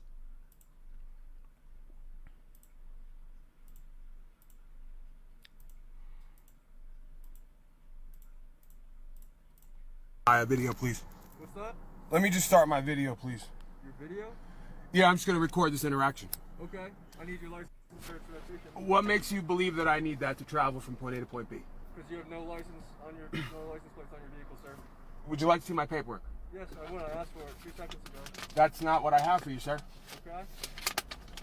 I have here the definitions from the Motor Vehicle Code. I have the Supreme Court decisions and everything you need here to understand that I don't need a license, registration, or any documentation to travel from point A to point B. It is a right that has been preserved by the Supreme Court and the law of the land. Okay. Sir, in order to drive in Colorado, you need to have license. It's not driving. The definition says right there, sir, driving is doing commerce where you're employed on the road. ID? I don't need to present ID unless I'm in the commission of a crime, sir. I have not committed any crime. You violated traffic law in the state of Colorado. The definitions are right there, sir, if you'd like to go. Maybe this wasn't the one I was thinking of, because I could have sworn I had a new one I wanted to do. Video, but I think please. we've seen that one. Conflict of interest. I was you any ticket concept. And this man was willing to listen. We have. Yeah. I'm pretty sure that's the one that we thought was fake. That we thought that a couple sovereign citizens had put together, which is why you never see the cop in the video. You just hear the voice.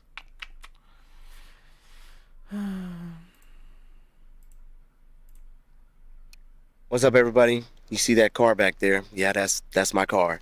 That's the car that I was pulled over in when it came to Hood River Police wanting to assault me, or harass me, violate my rights, whatever the case may be. I'm Cameron Wilson. It's been an honor to have Brian host the video that's about to be posted up, and I just wanted to let everybody know that you have the power. All power is inherent in the people, and it always has been. You just have to understand who you are.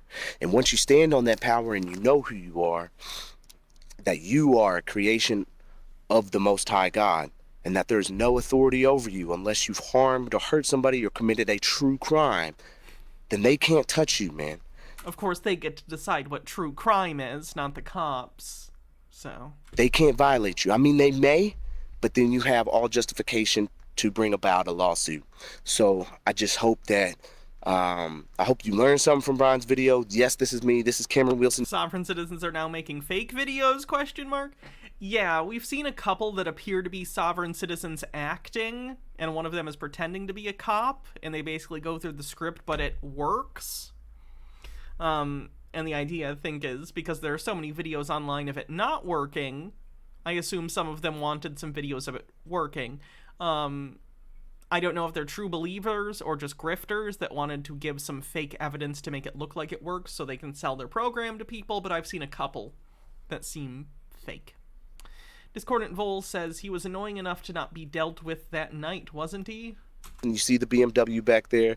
Look, you want to see the license plate? Hold on. So here we go. Here's the license plate, y'all. Okay? You can be a traveler at any point. Don't let them tell you can't. Let them tell you that you got to do what they say, because that's not how it works. So it is how it works. Yeah, I hope everybody's learning. That's why we named it this channel, which is power inherent in the people. All power is inherent in you, and you just got to know it. So y'all show Brian some love, because he's bringing all this education, and he's the one who's really empowered me by sharing all the information, and we're going to continue to share information and learn from each other, and recognize and really realize that, again, all power is inherent in the people. So I love you all, and y'all stay up and stay blessed, okay? Do! Can you dig it? Can you dig it? Can you dig it? Hey, yeah, boy.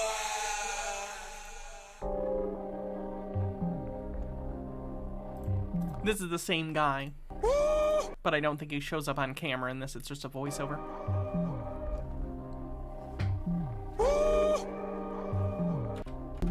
Irving, you might want to go and talk to him. I can't tell you the force or effectiveness. For what you're at, you know what it is. It's power inherent in the people. First things what we're gonna be talking about in relation to understanding your rights as far as what you have and what you're eligible to do. It all comes down to the Constitution and what they taught you and what they didn't teach you, what they indoctrinated you with and what you just took and ran with, and you didn't do no investigation. Well, there comes a point where that's why you're here. You're doing your investigation. You want to stand on your rights. You want to empower yourself and the further generations on, or the ones below you that didn't know. Either way, we're going to get into it. So the first things first is the notice of liability. Now I'm going to read this through with y'all because I want you to really understand, get an understanding of everything that I have gotten, or I don't want to rush through it to where you don't understand. So let's go through it. This is a notice of liability under common law, and you want to share this with the police department, specifically the city police and the sheriff's office, okay? You don't have to necessarily share it with the city itself, but you can if you want to. It's up to you. You can put everybody. It doesn't matter. This doesn't mean anything. Writing things on paper doesn't inherently do anything magical. You can send this to as many sheriffs and police offices as you want, saying that you are giving them notice that you're under the common law or whatever. It doesn't matter. It means nothing. It means nothing legally. You're wasting paper and time. You're not declaring yourself sovereign. You're not like removing yourself from any sort of authority of the government. It does nothing. Anybody on notice. You can serve someone and put them on notice of their liability right when they pull you over if you wish to. Reserve all rights, hand this over to them, and boom. Hopefully, if they're going to abide by the oath that they took, they should read this and really understand what's going down. So it says at the top, comes now the affiant, one of the people, as seen in all of the several states' Declaration of Rights and Bills of Rights, as in Article 1, Section 1 in the Indiana Constitution. Surrey jurists in this court of record do make the following claims. Okay, so you're stating a claim, okay? And you can substitute it for Indiana, any of them that, you know, has these type of rights within them, but you can use this one just as it is, and I'll provide the link for you guys. But you can have this one just as it is, and you're perfectly fine as long as you have a notary, okay? So within Indiana's, though, The random little stings, what is that? What creative choice made that happen? That was a weird decision. these are just examples for them to understand. It doesn't matter if it's in their state or not, okay? This is in the Article 1 Bill of Rights, Section 1. We declare that all men are created equal, that they are endowed by their Creator with certain unalienable rights, that among these are life, liberty, and the pursuit of happiness, that all power is inherent in the people, and that all free governments are, and of right ought to be, founded on their authority. Do you hear that? Yes, sir. Who? Let's repeat. We'll go back. We declare that all men are created equal, and that they are endowed by their Creator. You have nothing above you. 100. There is nothing above you. That's number one. Why is he adding his own little sound bites? Jesus. Okie Dad says, I love the YouTube channel High as Fuck Law Lessons. That they are endowed by their Creator with certain unalienable rights that cannot be messed with. So when you violate me, you violating the Creator. It don't matter how small or how big you think it is of a violation. That's not for you to determine. That's for me to determine. I felt as though you violated my rights, and to me, you should have known better with everything being presented. What determines whether or not your rights have been violated isn't if you just think your rights have been violated. That's something that needs to be, like, adjudicated. If everyone got to be the determiner on if their own personal rights were being violated, a lot of Karen-type people would be freaking out all the time about everything. Knowing the facts that you did not stop me, you did not pull me over, you pulled over a whole nother vehicle, and because you saw I had no plates, you decided you wanted to stop me. Hold up. Freely walking. Okay, we won't talk about me no more, we'll get back to it. Okay?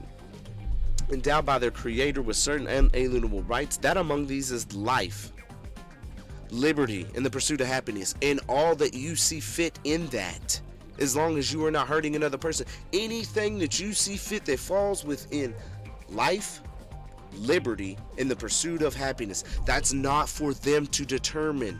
Your happiness is of your own. Now, if your happiness, somebody said, oh, well, what if your happiness is filled with hurting someone? That's not allowed, bro. Come on, man. Let's not play stupid here. Okay, Dad says, I personally love the random background noises he does. It's like he's his own hype man. Don't be a smart ass, bro. That all power is inherent in the people. All. In the people, as in the collective group. Not you, the individual person. So collectively, through representative action, when you vote for representatives to make laws and to fill seats on the judiciary or whatever, the power flows that way from the people to the government. That's what that means. It doesn't mean you as an individual person have ultimate authority over matters of state. It means you, as part of the collective, take part in making those decisions. It doesn't mean you get to veto any law you want as an individual. All power inherent in the people. Gnome Pickles says, Your Honor, my pursuit of happiness means that I need to legally be allowed to drive my car into a pool I filled with Jell-O. Therefore, this entire trial is invalid. And that all free government... I think you have the right to drive your own car into your own Jell-O-filled pool. I don't think that's against the law. It's R. If it's someone else's car, someone else's pool, or, less likely, someone else's Jell-O, then you probably have an issue. But if they're all yours, you're fine. All the governments below and of right ought to be founded on their authority. Okay? Our authority.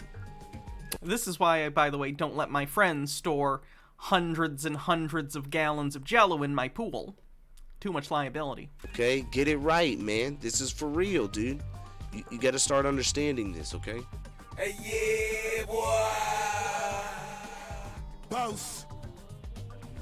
And instituted for their peace, my peace. If I'm already at peace, I don't need you to come try and regulate me to give me peace. I'm already at peace. I haven't requested for you safety and well-being. If you don't need safety, and not to mention we don't have a pool. Shh, Baja. I want them to think we're bougie. We have so many pools. We have 7 pools, and they're all in the house. You don't need well-being, then you're not supposed to interfere with my life. No regulations. That don't apply to me. I'm not a part of your corporate fiction. I have no contractual agreements. Do you get what I'm saying? Understand this. For the advancement of these ends, the people at all times an indefeasible right to alter and reform their government. So hello, if you don't like what these dudes doing in your city, start at the small level in the city and start talking. 100. You gotta talk to the mayor. You gotta talk to the community. You gotta say, look, yo, these Bill of Rights are in place. These are not where we need to be seeking revenue for the police department. You see what I'm saying? Like, how they drive their vehicle, violate their rights. I have not been declared incompetent. You have been. Can I declare you're incompetent? Noticed by one of the people. Please take further notice. I retain all rights to remedy and surrender none. May God bless you and your day. Amen. This is a verification under USC 1741. Representation true and correct. All of my knowledge. You sign it. You see here, I made one for Clark County, and I had it notarized. Don't forget to talk to the comptroller.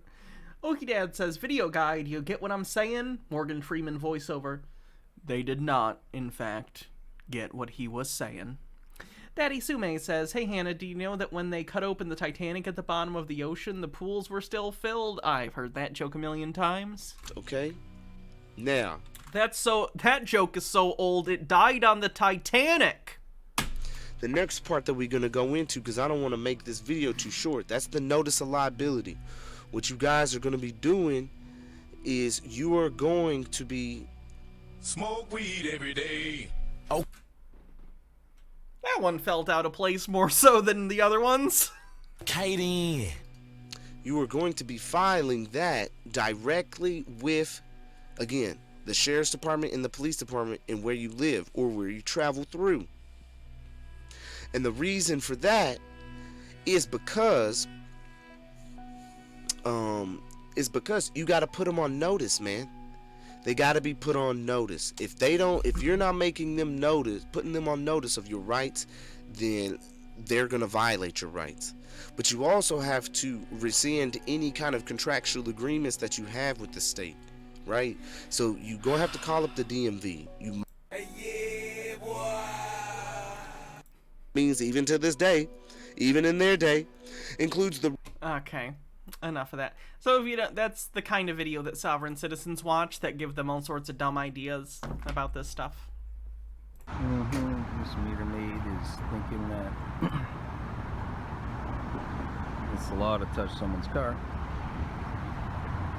Excuse me. Excuse me.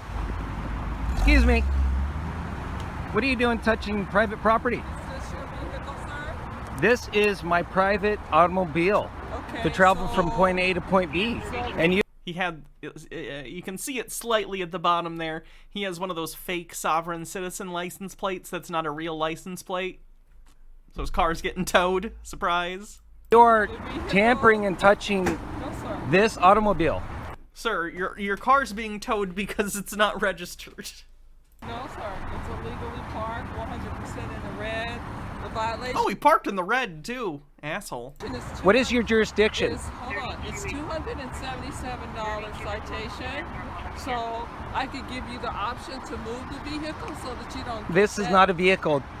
sir. It's an automobile. Oh my god, she even, did you just hear that? She said, I can give you the option to move the vehicle. She was going to let him fucking move it. We have 2 ears and 1 mouth, so we can listen twice as much as we speak. If he had literally just listened and been cool for 5 seconds, he could have avoided this. It's an automobile. Owned. It is an automobile. It's a private automobile owned by a private traveling from point A to point B. And you are tampering and touching private property. I think she was still gonna cite him probably for the license plate, but I think she was saying she would at least let him get away with a warning for the parking. And I think the parking alone, she said, was like a $270 ticket, which is like not nothing. I am not. And I'm going to hold you personally liable. What is your name? That's fine. I'm Officer Phillips. Officer Phillips. My ID is number 8088. Okay. Okay. Thank you. So you can call the police department. You can make your complaint. I will file a claim. That is fine, sir. And do you understand what Title 18, Section 241 and 242 is? That I want to give you the option. Would you like to call a supervisor out so we can discuss this? I'm trying to give you the option to move so that I don't. There's no options needed. I am not in your jurisdiction. Would you like? Would you like to find out? No, sir. Okay. All I want is for the vehicle. This is not a vehicle. It's an automobile. It's an automobile. Do you know the difference? Do you understand Black's Law Dictionary and the Supreme Court rulings? Sorry, I've only read edition 4 and above, so. Do you understand the definitions? If you don't want to move the vehicle from the bus zone, then I'm going to write the citation. This automobile is my private automobile. On the city street. This is federal land, actually. This is federal land. I kind of seriously doubt it, if I'm being honest, looking at the surroundings. And according to Title 18, Section... Like, it clearly looks like you're on the street, and the state or local area deals with street stuff. That's not a federal thing unless you're literally on, like, a military base or something. 241. You are... Right, it's not an interstate either. It looks like a residential side street or something. I'll have them call a police officer, have the officer to come That's over fine. and explain it to you. And will you be present with that? I sure will. Okay, excellent. Fine. I appreciate Just that. give me a second. No problem. I'm right here. What an asshole. Oh, yeah. That's great. Beautiful day it is. Don't you love the chemtrails right above us? Isn't that nice? Chemtrails on the bingo. Oh, yeah. That's great. Oh. Oh. Nice chemtrails we have this morning.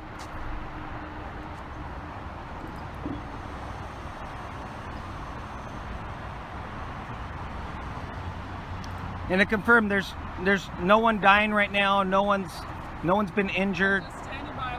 Okay, I just want to confirm that no one's been injured here, right? Okay.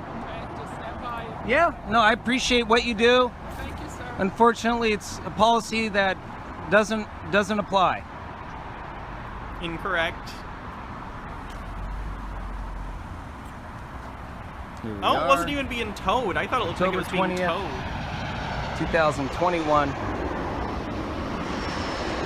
2 days away from my dad's birthday. Okay, don't Happy park in birthday, the Dad. red zone then. Why are you parked in the red?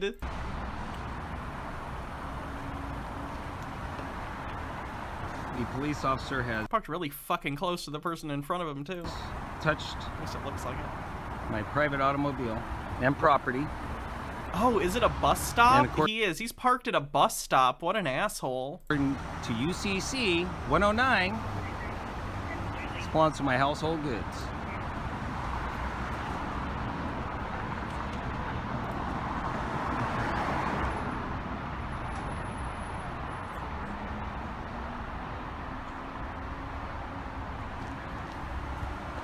Oh, he dad says, He Hannah, hope don't this you ain't know you're spam allowed to EMS park in a on his red phone. zone within 3 days of your father's birthday? Sorry. This is the de facto taxpayer money going to work here. What's the word de facto doing in that sentence? De facto taxpayer money? Like, oh, are you just throwing words in your sentences to make you sound smart? Like, what? It added nothing to the sentence. Auto scroll. Something.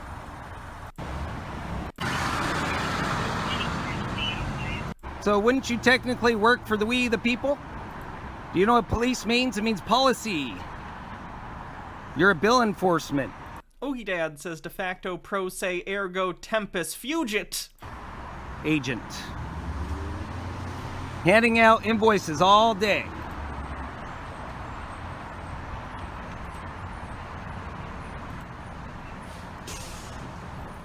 Intimidating people. Does anyone find meter maids intimidating? I think people find them annoying. I don't think they find them intimidating, usually. Human beings, living souls.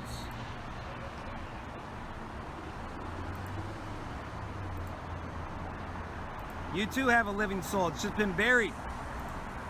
It's been taken over by corporate America. Sir, this is not a case of some gross misjustice. You were parked at a bus stop. She said she'd let you fucking move. Now they inject it in you and own you. Turn you into an IoT. You know what an IoT is? Internet of Things. You're a transmitter now. Is this guy call for an uprising? Transmitting to old Bill Gates and his operating system. I can show you where the database is on the website. I can show you how many are dropping too. It's very sad. I'm here to withhold and stand up the Constitution of America.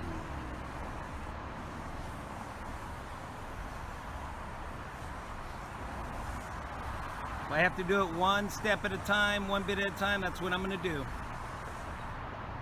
I'm a peaceful private American.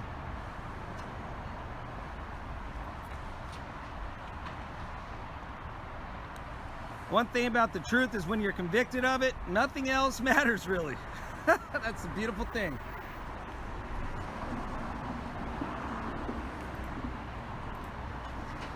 Where is it? Looks like somewhere on the west coast. Could be Florida too. I just see palm trees. Kind of looks like California to me. Could be Florida though. I don't know. But like the sky looks more California to me. Oh, San Diego. It says right on the thing. There we go. Yep. San Diego, California.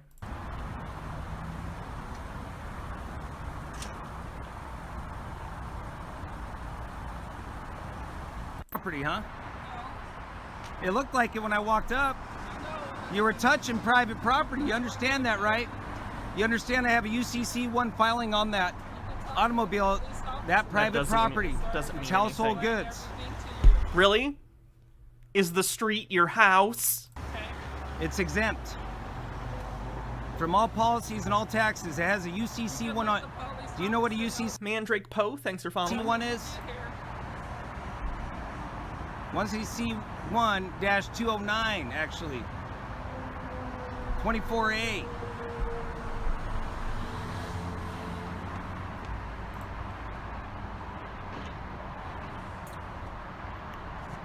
Anyone who even tries to put a lien on it will be... Excellent. Excellent. Perfect. Here we go.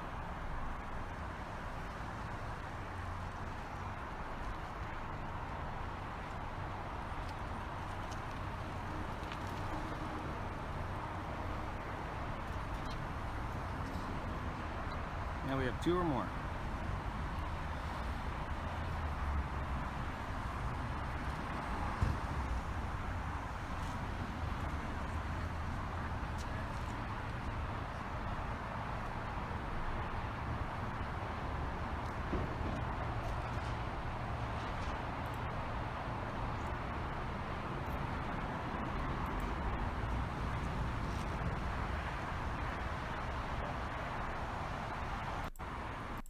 Nice little,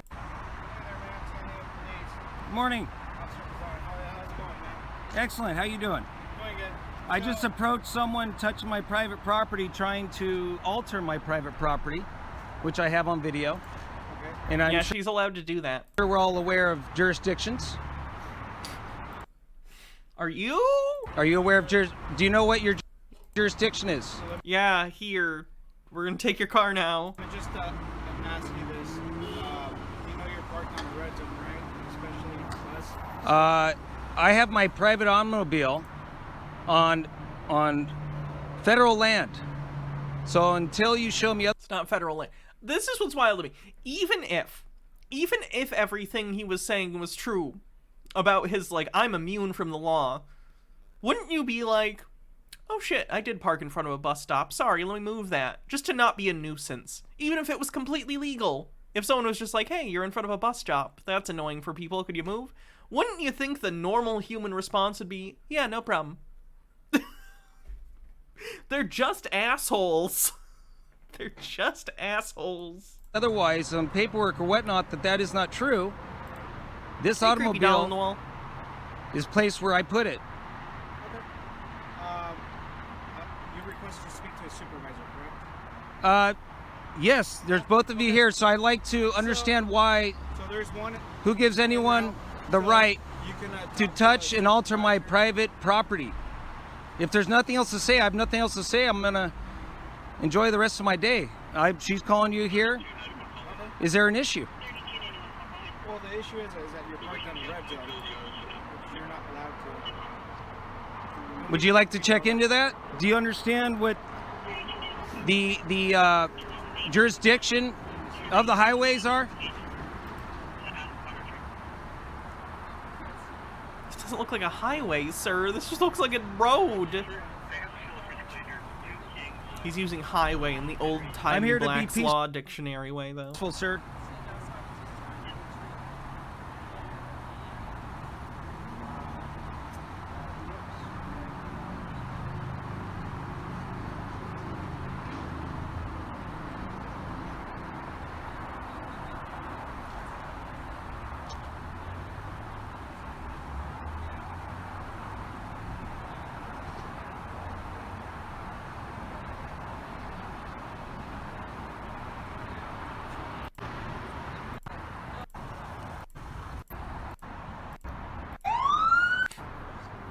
We're up to 3 cops. So if she told you that was a lie, It's on your recording. I do have the recording, and You can verify that. just letting you know, I don't want to tow it. I wanted to give there are fees that will be claimed if the automobile of my private property and household good is altered.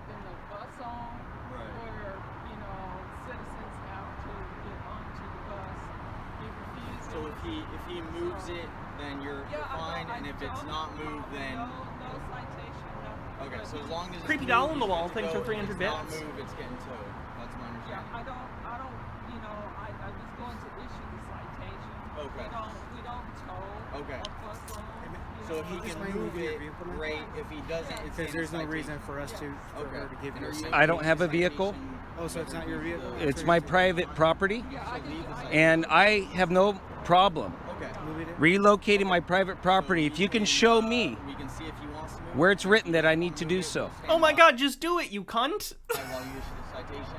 If you can show me Finish your custom order and they loved it? Oh, great, good. Okay, perfect. with my Glad. jurisdiction Thank you for where it is sharing written some bits Okay, sir. for that it. me as a private, peaceful American. I'm the supervisor. I'll talk to What you is now. your badge? 7396. And your name? Olson. Thank you, Olson. Olson. So my understanding is you claim to be the registered owner of the car, correct? That is my private property. Okay, I'm just asking if you're the registered owner of the car.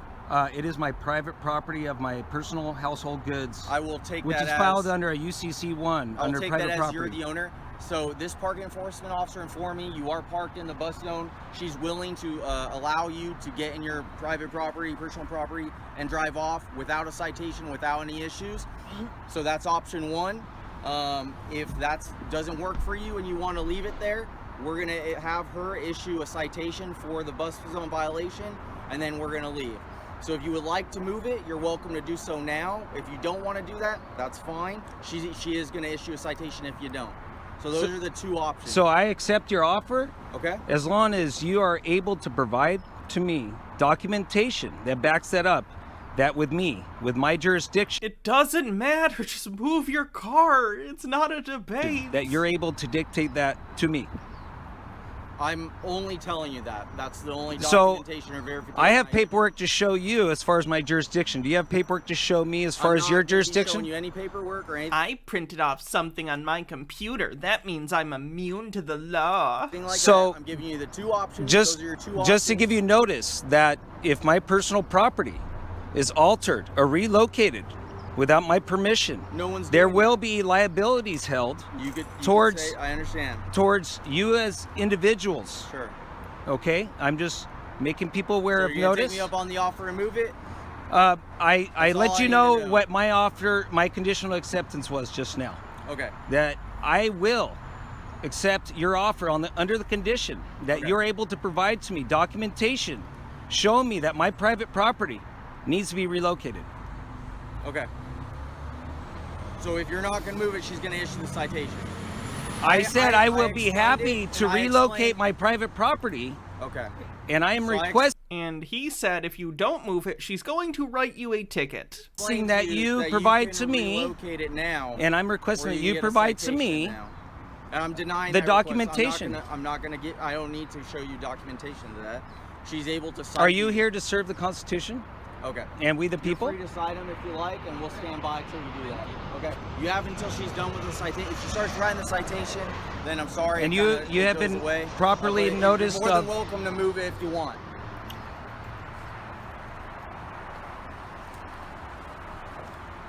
I think the truck across the street is the same.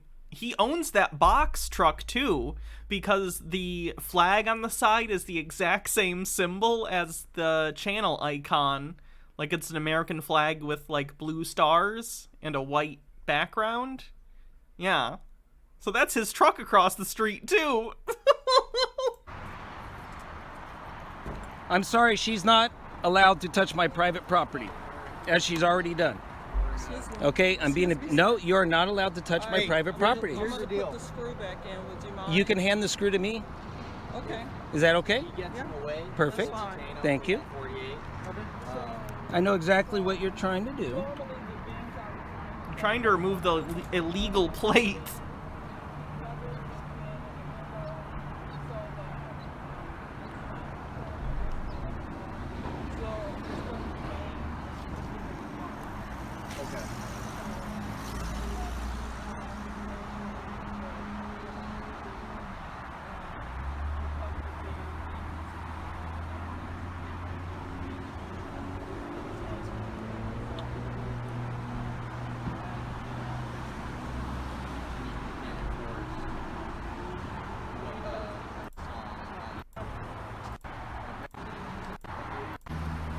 Would you? Mario Luis. Thank you. All right. Why don't you go run that? Save us all some work today. Well, It's my private property. property. We don't want to tow your property. All right, because. I appreciate that. All right. The video ends in a sec, abruptly. So I guess he at least got a ticket.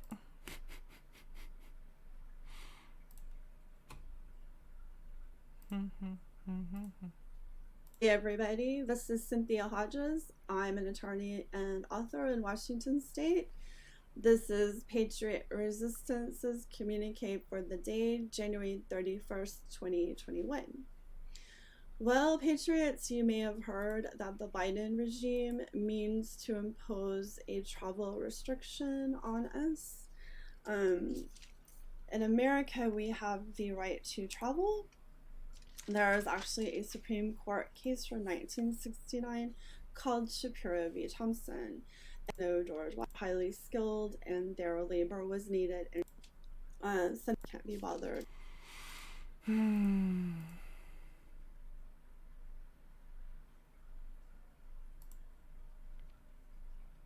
How about this article?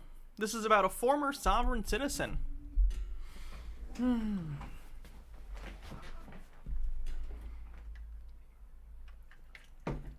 It took a little over a year for Robert Sutty to realize the Freemen on the Land movement, which he was part of, the Australian offshoot of the sovereign citizens movement in the US, was futile.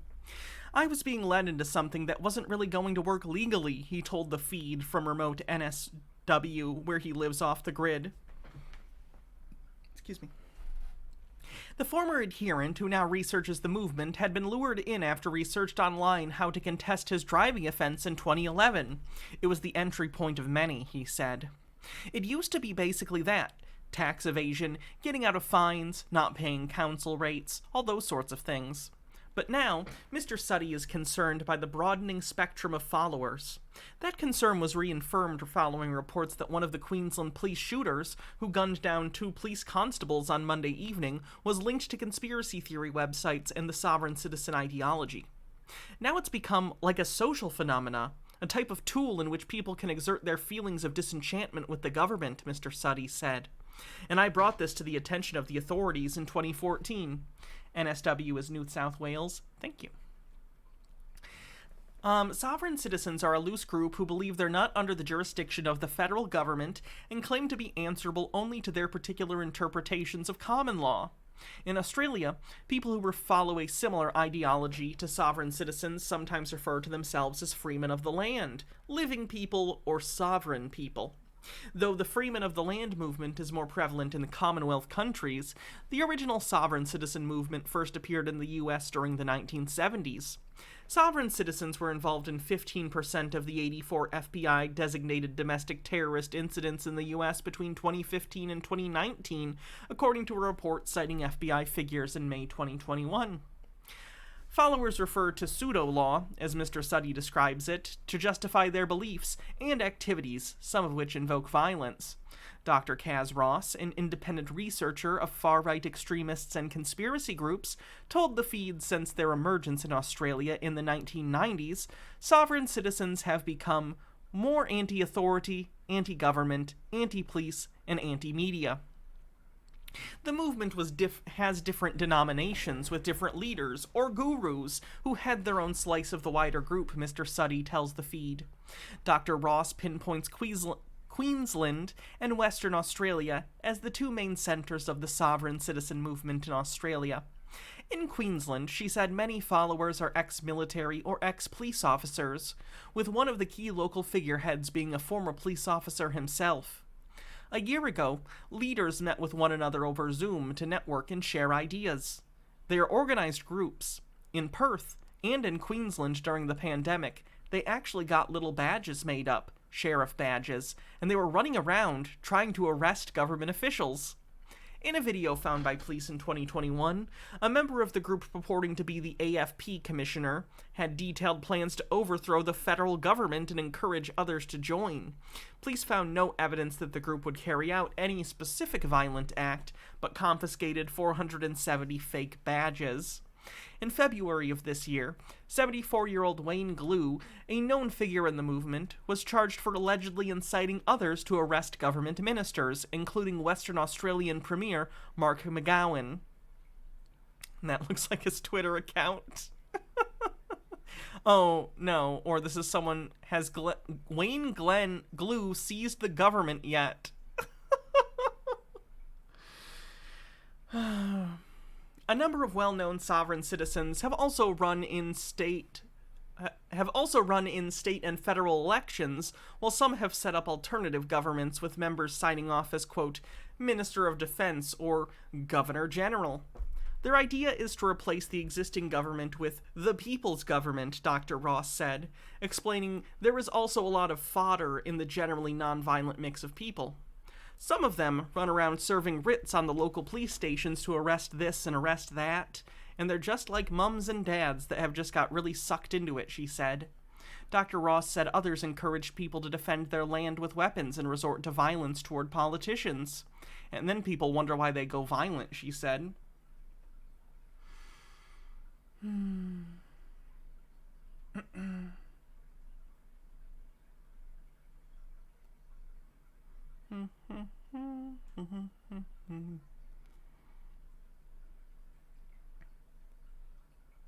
Cam Smith, an Australian podcaster and radio host who's been hosting discussions on conspiracy theorists and the far right for more than 6 years, said lockdown protests supercharged the movement, acting as a face-to-face network event.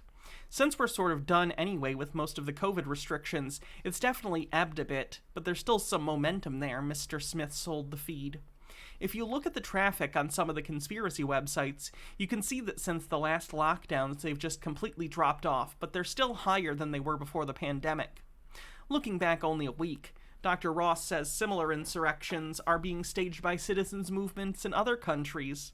In Germany, on 8th of December, a group closely associated with Reichsbürger movement, meaning Citizens of the Reich, which rejects the legitimacy of the state, planned a coup to overthrow the German government. The response triggered one of the biggest counter-terrorist operations in Germany's history, featuring more than 3,000 police officers and special forces. Germany is where you end up, people with weapons, training, guns, planning to take down the government, Dr. Ross said. Mr. Study said he warned police about the growing movement in 2014 and was shocked when their estimation of membership was lower than he expected. There was an investigation in NSW, which was in 2015, with the police commissioner. They said there were 300 sovereign citizens in NSW. I'd say there were already about 30,000. That's a lot. Jesus. Oh, this one's weird. This sovereign citizen basically gets mad that they won't take their $20 silver coin piece. If you take off this one, we can accept and then we'll take the registration and we can call the police, identify it. But you are not taking, that way we'll call the police. So you would take the coin if I take the mask off? Yeah, because we don't know the first. Then we can't identify. But the CCTV also not identify your face. But CCTV doesn't have to identify myself to use legal tender. So what he's trying to use, I looked this up, is not actually legal tender, technically speaking. What he got was a silver piece that was minted in the UK by the same, official government entity that does the currency, but it's not really supposed to be for circulation. It's like a commemorative silver piece. You know the difference? Like, it's not like a piece of money that is really supposed to be used to pay for goods and services. It's basically a commemorative coin. Is the coin $20 in silver, or is it denomination 20?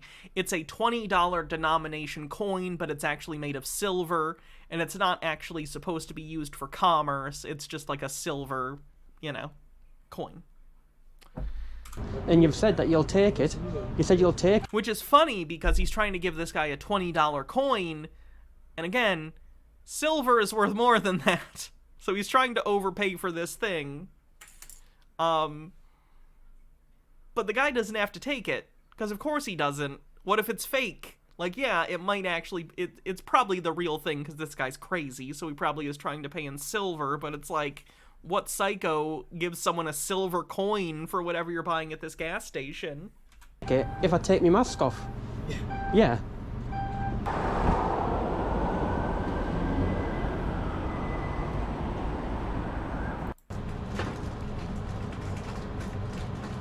Yeah, see, he's trying to look, the guy's looking at it, because he's like, what the fuck is this? Again, it is a silver coin, but it's not really legal tender. Yeah, it's like a commemorative coin, and it costs, you say, like 50 pounds to buy, and it's a $20 denomination, because again, it's silver. You're more so paying for it for the commemorative aspect and the fact that it's silver, than for the fact that it's a $20 denomination. It's like a collector coin, it's not a spend coin. I actually used to have a collection of actual silver coins, but like 8 years ago or something I was really poor and had to hawk them all. It was a shame, but silver coins are cool. As a collector piece or whatever. Like, there's something about silver coins that when you, like, clank them together, it's very satisfying. I don't know how to explain it. You can accept this one. It's a 20 pounds. I'm wearing the mask because it's cold. No, it's cold. You can't enter in the shop with mask. sir, you okay? Hello, how are you? Good, thank you. Yeah. Good. We've got a little issue. Sorry. What's happened, sir? I don't know, ask them. No idea. What are they? Have you paid for fuel, sir? Yeah. Have you put your fuel in? I have, yeah. And I've paid, yeah. Right. Has he just tried to pay with them? Oh, he definitely knows people are going to be confused by the coin. He's doing it on purpose. Sorry, go on. Well, we can deal with it a different way, but obviously, ultimately,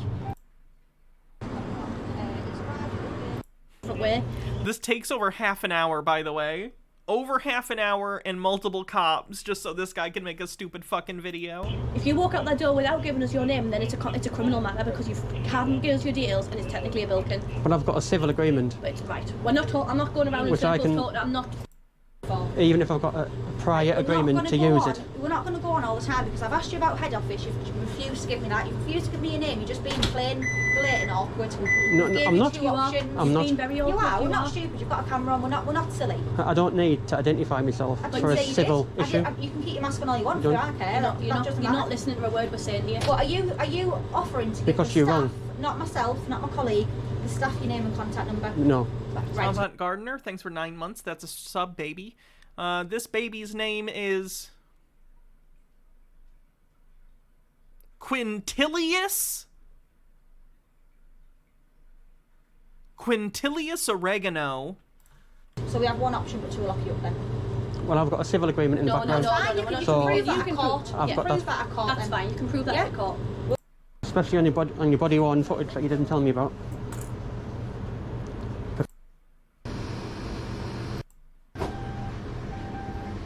Please adjust the refresh rate of your camera. Holy fuck.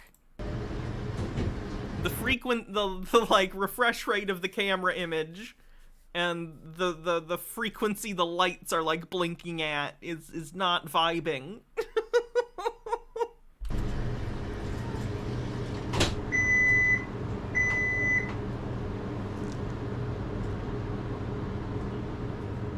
Lower the frames per second. It's killing me.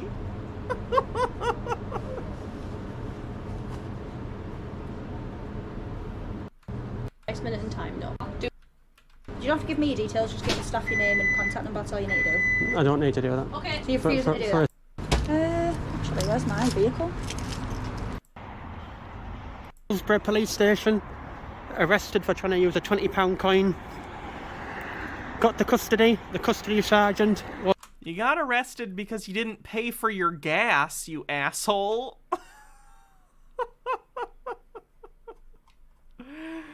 Kermit Cuttlefish says this is obviously for Australia, but can you have coins that are... You can have coins that are both uncirculated but still legal tender.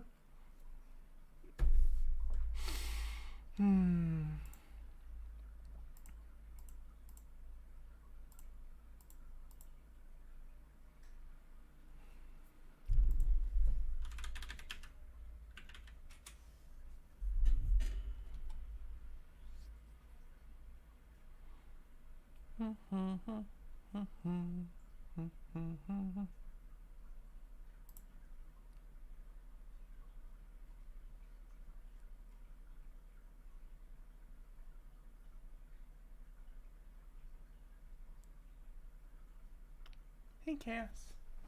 Hey, honey.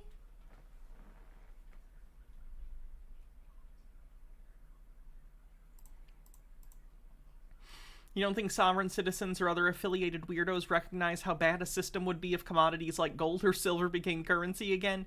Yeah. There's a reason we came off the gold standard and stopped using silver as well. There's a reason.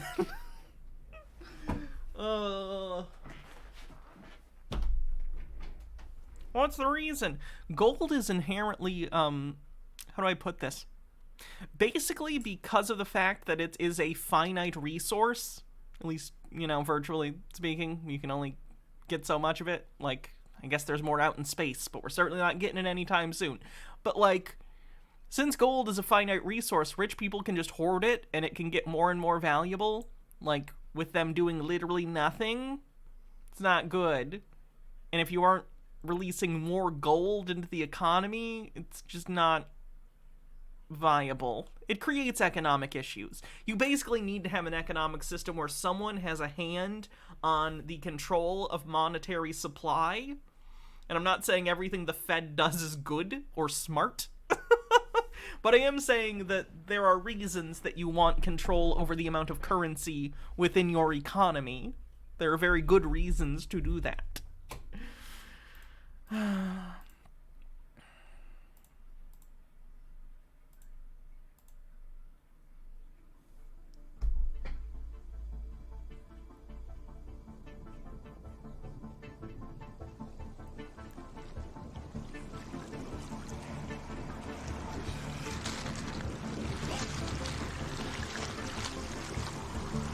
Planet Earth is comprised of 1/4 land and 3/4 water, geographically.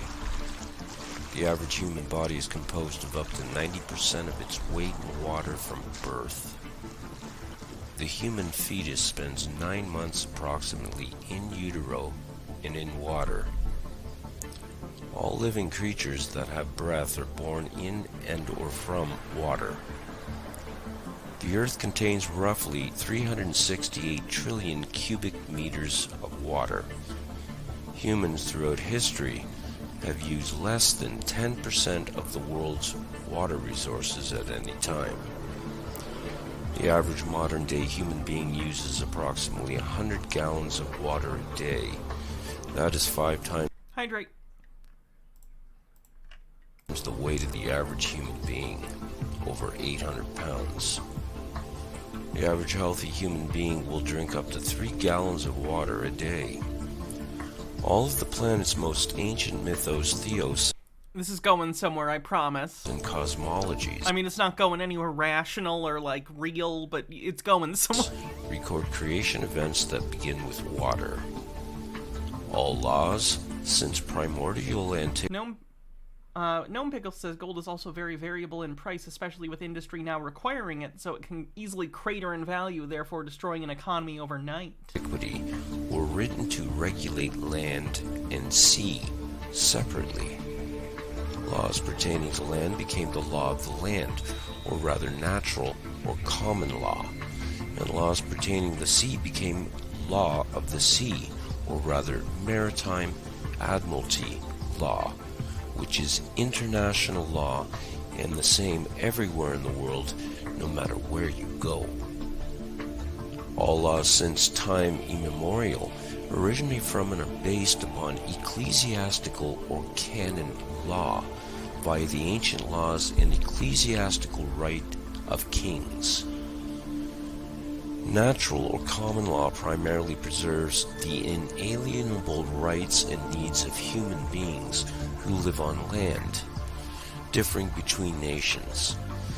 The law of the sea, or maritime admiralty law, primarily grants the right that is legal to conduct This is all obviously bullshit. They're literally just trying to make a distinction because they want to break the law. merchant, banking, corporate, international commerce.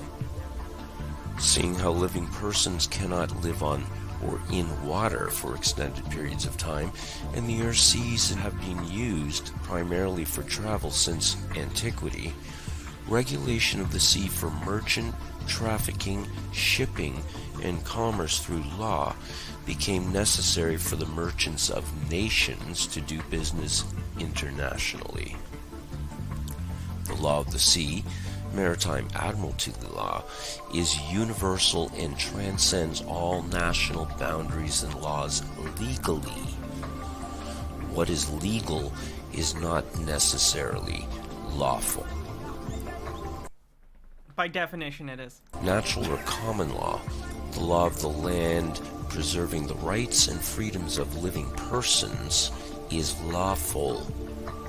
Maritime admiralty law, or UCC, Universal Commercial Code, is legal, and that legal robbery The distinction you're trying to make does not exist. and murder. In ancient Rome, A Roman maxim law stated that We aren't in ancient Rome. he who will be deceived, We aren't in modern Rome. At least I'm not. let him be deceived, which means the responsibility of the deception is on the one that is deceived by it. Basically, if you get it up the hoop, or what we commonly refer to as being stiffed, shafted, that's your problem. Unbeknownst to everyone, Maritime Admiralty law, the international law of the high seas, came upon land like a flood and made every man, woman, and child since that time dead in the water. The word maritime comes from the Proto-Italic cognates mer, mar, mare, and mari, which all mean water. These cognates are found in words like commerce and merchant and maritime. The water that flows by currents in rivers is directed by the river banks. Water that flows in the world of maritime admiralty law is money. Why do they do this? Why do these people think words are fucking magic? This is such a common theme in every single person we cover, whether it's on Sovereign Citizen Day or Conspiracy Day or whatever. This is not how words work. Words are not magically affiliated with one another just because they might sound alike to you. That's not how this works. Because money is water. Money is currency. No! Money is a way in which we put value into abstract things, like numbers on a bank account or dollars in your wallet. It's an abstract measure of labor value, right? That's what it is. It's not magic. It's a social tool that we use in order to trade so we don't have to carry around chickens to barter with each other. Gnome Pickles says, okay, setting up a class for these people where we actually review language and language change and origin of words. No, you'll be part of the conspiracy then. They won't believe you. It's liquid, as in liquid assets. Money, or monai, mono-I, or simply one eye in maritime admiralty banking laws, is the lifeblood, the cash flow of the system of merchandising and traffic. To traverse this fictional world, there must be ships. Ships traverse water or the sea, and when they come to land, they come into a port.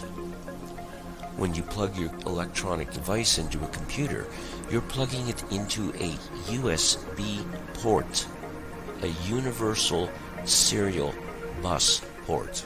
The world of the internet is analogized with water as well. Okay, people sometimes call things things because they are metaphorically very similar. Like you bring a ship into port, right? And it docks.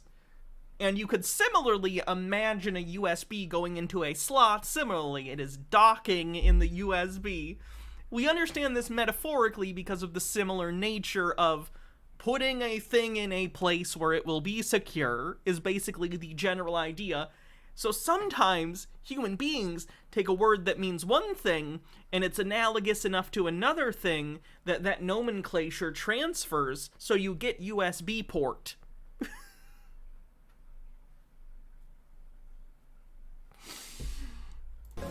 We have the deep web, and when you do a live social media broadcast on the internet, you are streaming the show. When a ship pulls into the port, it comes down a canal to where there is a dock, and there the ship is tied off. The ship's captain submits to the dockmaster a manifest of birth, a license and manifest of goods and services being delivered by the ship to the dock. The dockmaster signs the manifest claiming the cargo is property now of the ward, which includes livestock. All ships are female. A woman is a ship. A man is a fabricator. A man delivers semen into a vessel. The woman bears the cargo of the semen and labors for 9 months, wherein her water breaks, and the semen in the hold come down the birth canal through a port of entry. This man knows semen doesn't stay in you for 9 months, right? And are delivered in a... Does this man know how cum works? A hospital delivery Quick, someone send this man a file of cream pie videos. room. He has a lot of research to do. Dr. Gamble says this is just Mad Libs for Sovsits. Mandrake Poe says, going back to the last video, apparently there was a problem in the mid-2010s with people bulk buying those coins on their credit cards, getting the air miles, taking the coins to the bank, rinse, repeat. Since then, the Royal Mint has been stressing that they are not circulating legal tender, and as such, banks and businesses are not obligated to take them. Also, I have now discovered there is a new News Now Yorkshire, which I could have done without knowing. It's actually a good grift. It's not bad. That's an actual infinite money cheat. IRL. According to Black's Law Dictionary, a hospital is also a bank and also a church. No! The woman has shipped newly birthed Admiralty Maritime product, stock, livestock, cargo.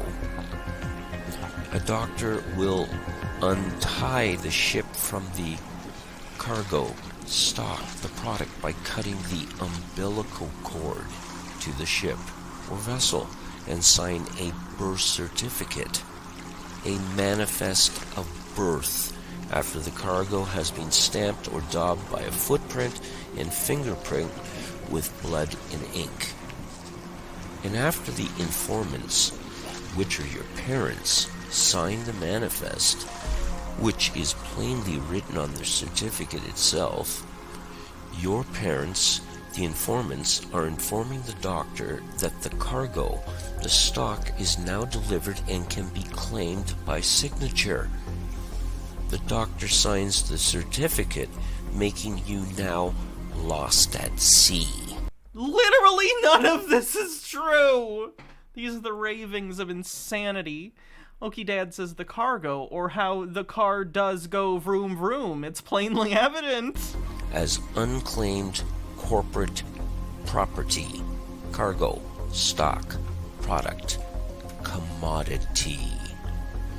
You are now legally dead in the water, and your name appears in all capital letters and on every other legal document. Your name appears in capital letters on legal documents because it's easier to read. It's not magic.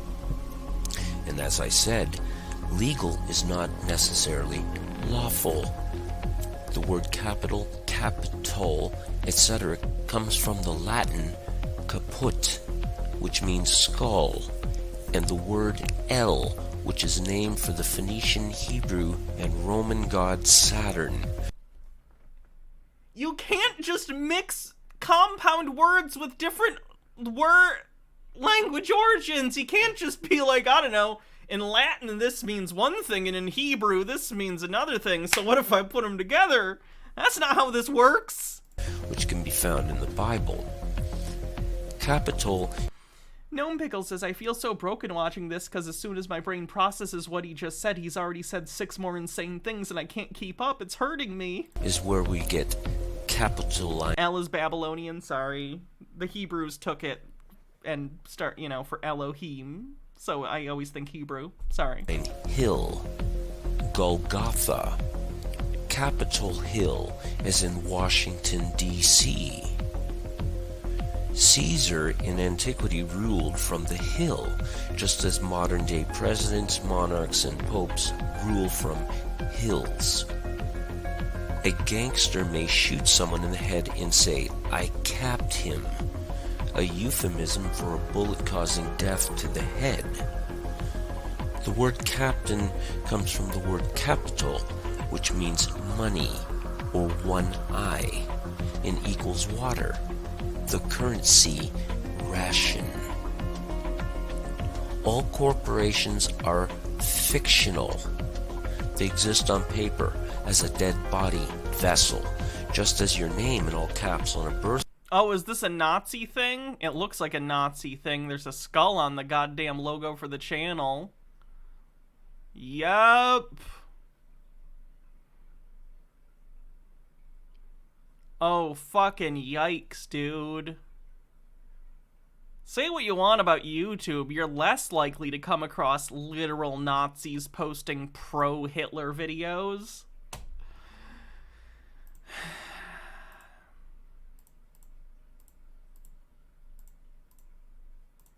As a It is not my constitutionally obligation, and oath, do not point to yes, me. you have a constitutional oath to uphold the Constitution, ma'am. You misunderstand the procedure. I will attempt to Objection. explain it to you. Objection. The documents that you want are not documents that are in the court's file. The sovereign citizen movement started out of a white supremacist group, so it's not surprising, but like still, it sucks. At this point in time. Objection, I don't know ma'am. if they would ever be in the court's file at this point in time. If That's your not- position that's is, not my problem, ma'am. If you absolutely, it's your problem. But no, Because that's if your not my position problem. is that you want them from the prosecutor, and you have requested them from the prosecutor, right.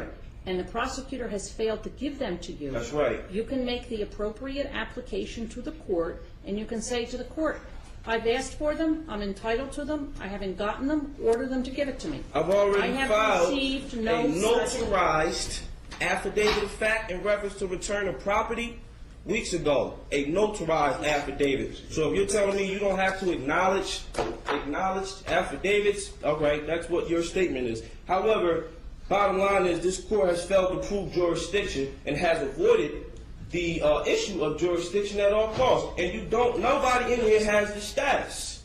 All right? Nobody has proven status, and nobody in here has the authority to proceed. Now, the last hearing we discussed, you stated that Could you please stop yelling at me?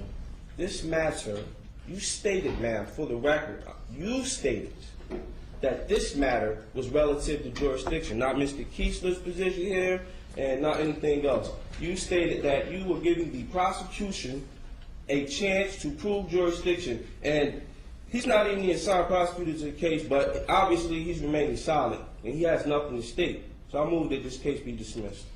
When there is an appropriate application before this court to address the issue of discovery violations, jurisdiction, or anything else, the court will act. Filing a notarized or not notarized affidavit is not an appropriate way to bring a matter before the attention of the court. What you must file is a notice of motion that sets forth the relief that you want, and it needs to be supported with a certification, an affidavit, whatever it is. Can you repeat that, ma'am? It is a Notice fez. Of It's just that it's a black fez as opposed to the red fezes that you see a lot. motion. It's the shiny Pokemon of fezes. This is And that- exactly what I told Cheyenne Matoda Kushner L. For the record, man, which rule, authority, courtroom rule, statute are you using It's in the court rules. I do to not address that recall. matter? It is in the court rules. I do not recall, and I'm not going to look up for you the exact court rule. Honestly, I think the black fez looks better than the red fez. I never liked the red fez. The color doesn't go with anything. It just looks gaudy. The black one, I think, could actually work. Like, if I saw someone in a black fez, I'd probably think sovereign, or, more citizen, because, they tend to wear fezes. But, I think some people can pull that off. There's nothing inherently wrong with a fez. But the court rules set out the procedure that you must follow.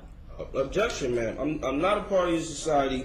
I'm not subject to your courtroom rules, and you have not proven jurisdiction. And Now, I if you will can't never prove address the jurisdiction, issue of jurisdiction Then you- until and unless the appropriate application is made before the court, because filing either an affidavit that's notarized or an affidavit that's not notarized does not bring it before the attention of this court. Objection. There is no discretion to ignore the lack of jurisdiction. Joyce versus United States. Oh, he's sitting down. Jurisdiction He dropped his chair. fundamental in a judgment rendered by... Never in court do you sit down to read your argument. That's not how this works. Our court that does not have jurisdiction. Oh, the lawyer looks like he's in pain. And here is Boy Ab Initio. Tea with Goblins says more citizen rhetoric is so convoluted you just can't take it at Fez value. And that is... Alright, that one was good. Application of Y300P.132 versus Caveat. Once jurisdiction is challenged, the court cannot proceed when it clearly appears the court lacks jurisdiction. The court has no authority to reach merits, but rather should dismiss the action. Melo versus United States 505 F2D. When jurisdiction is challenged, the party invoking jurisdiction has the burden of establishing. Basso versus U.S. Power Light Company. Courts enforcement statutes do not act judicially, but merely ministerially. Thus, no judicial immunity, and unlike courts of law, do not attain jurisdiction by service of process, nor even arrest and compelled appearance. I'm here by way of threat, duress, coercion. I'm going to make that clear for the record every time I have to appear here, if I have to appear here. The only reason I'm appearing here is by way of your threat, duress, coercion, or your company's threat, duress, coercion. You can Once read jurisdiction me, is challenged... Let me interrupt you, please. You can Okay. read me this until the cows come home. You can read it ad nauseum and ad infinitum. It doesn't change the fact that until the issue is brought appropriately before this court, no ruling with regard to jurisdiction is ever going to be made. Now, let me ask you this question, though. In the other matter, first of all, let me backtrack a little bit. In the Maps and Mimics with 50 bits, post a link. Right then, I have questions, but number one is this. What in the name of sanity have you got on your head? It's a fez. I wear a fez now. Fezes are cool. Oh! That's peak Dr. Meme. let me get the correct number out here because we now have two numbers. In the case with indictment number 08-04-0441, which is the one in which...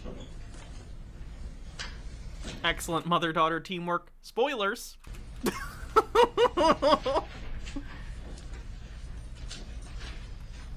Cheyenne M. Cushing-Murrell is also involved. I have severed those matters, so they will be on completely separate tracks. But he told me that he had filed a notice of removal to the federal court. And my question to you is, have you filed a notice of removal to federal court? That's when you fell off. Oh, it's the Capaldi stuff is really good. Capaldi's first season is rough, but his second and third seasons are great. I'd recommend the Capaldi stuff if you haven't seen it. The Whitaker stuff, I really don't think it's her fault, but like the writing is so bad. I'm excited for Russell T Davies to come back. We'll see. With regard to any of these matters? Yes, ma'am. Notice of removal All has of been them? filed All of them? regarding all The matters. three of the three matters? Yes, the three Okay. matters that you. May I ask you, please, would currently you tell me reference. when did you file this? It was filed last night. FedEx. To By the way of federal FedEx. court? To the federal court. All right. Yes. Any news on Marcel? He's in jail awaiting his trial. Someone who I couldn't confirm, but so take this with a grain of salt, but someone who claimed to know Marcel contacted me. Again, I couldn't confirm, so take this with a grain of salt, but they didn't. Let me put it this way, if it was a troll, they didn't do anything trollish. But I was told, basically, that he is in jail awaiting trial. And that's basically it. And that other people were unsurprised that he got arrested within their, within the group of people that know him, it was not shocking. Sure, you are aware. I'm excited for Donna to come back, yeah. What did I think of Flux? I haven't watched it yet. I'm such a big Doctor Who fan, and there's like a whole season of the show I haven't watched. If the court accepts them, then we will simply... I haven't watched since, The Timeless Child. So I have to catch up. But I have like a whole year, basically, so it's fine. Transfer them to the federal court. We won't deal with them anymore. Okay, well, I'm still sure you're aware. Yes, Donna is coming back for the 60th anniversary special. Have you not seen the trailer for the 60th anniversary? Let me pull it up.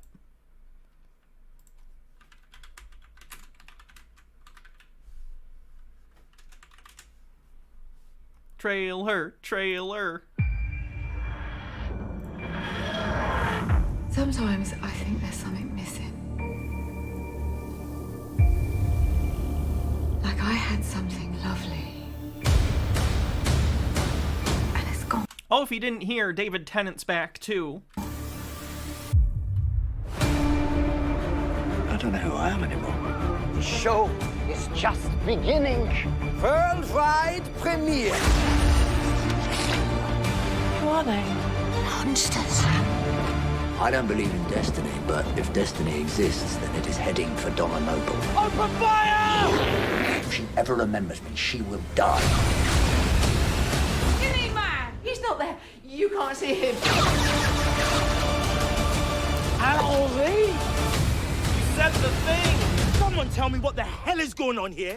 And there's the next Doctor who's in... Oh.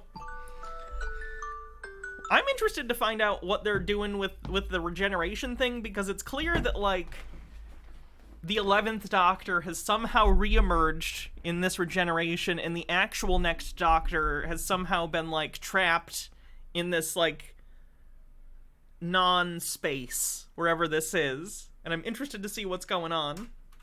10th, did I say 11th? Sorry. Matt Smith, the 11th.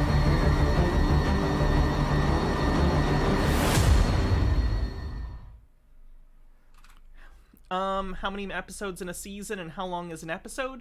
Episodes are about 45 minutes, usually. There can be two-parters sometimes. And it's between 12 and 10 episodes, usually. I think you can watch it on HBO Max as of right now, but between seasons like 5 and like 9 or something, it's sped up. It's terrible. So, maybe just find it elsewhere, wink wink, where you can get the proper copies. The matter that you've not proven jurisdiction in either of the hearings, and that you've avoided addressing the issue of jurisdiction. And I will continue to not address the issue of jurisdiction. What season should you start on? Series 1 from 2005 with Christopher Eccleston. I actually had a dream last night that Christopher Eccleston was coming back for the 60th too. But if for some reason you don't end up liking the first series, it gets better. The first series is still kind of working out the kinks, but keep watching it. It's a good show. Until the appropriate motion is filed with the court. I know he isn't. I just had a dream where it happened. And the court has the ability to address it and make a determination with regard to it. And Judge, if I could just for a moment, that's the issue at hand. As currently stands, we are representing. Objection. You're not representing me. Therefore, it would be our responsibility to file that motion. Given the fact that he will not cooperate with our office, it's impossible for us to do that. Objection. We really need to reach the issue. I want to get back to what I do want to get back to what Amir KCL said. Now, we addressed the issue to some extent with regard to the indictments. I have here for you, and the record will reflect, that I am giving you a copy of the indictment that has 08-07-0727 and also 08-04-0441. Objection. Just for the record, the Office of Public Defense is not representing me. We don't have any power of attorney for me, and I'm not part of your society, so you cannot represent me, and we do not share nationalities. Okay, now, for the record, I need the nationality of every agent in here, and I need the name and the information, because I'm suing everybody. Mr. Kramer. Everybody. So I need everybody's name and your position, starting with you, sir. Who is calling? A guy in the audience got up very quickly. He does not want to be sued. Out from the audience. I was, ma'am. No, you were not. Who was? No, do not hand anything over. Nothing. In the audience, please do not call out while court is in session, or the officer will ask you to leave. These are now completely discombobulated. They're not stable. Well, the one wasn't stable.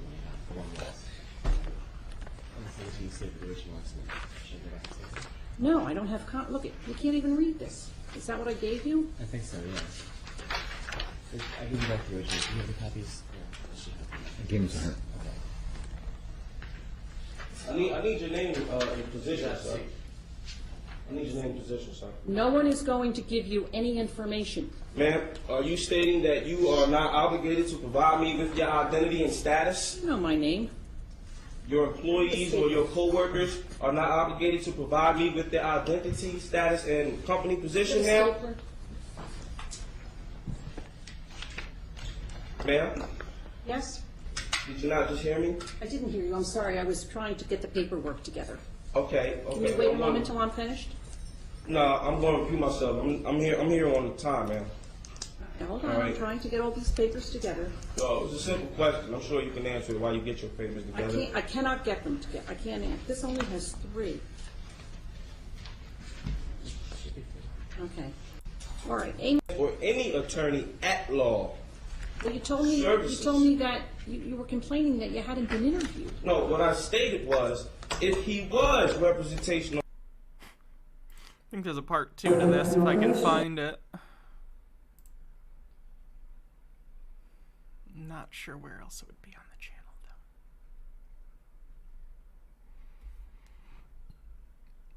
though. No, maybe I can't find it.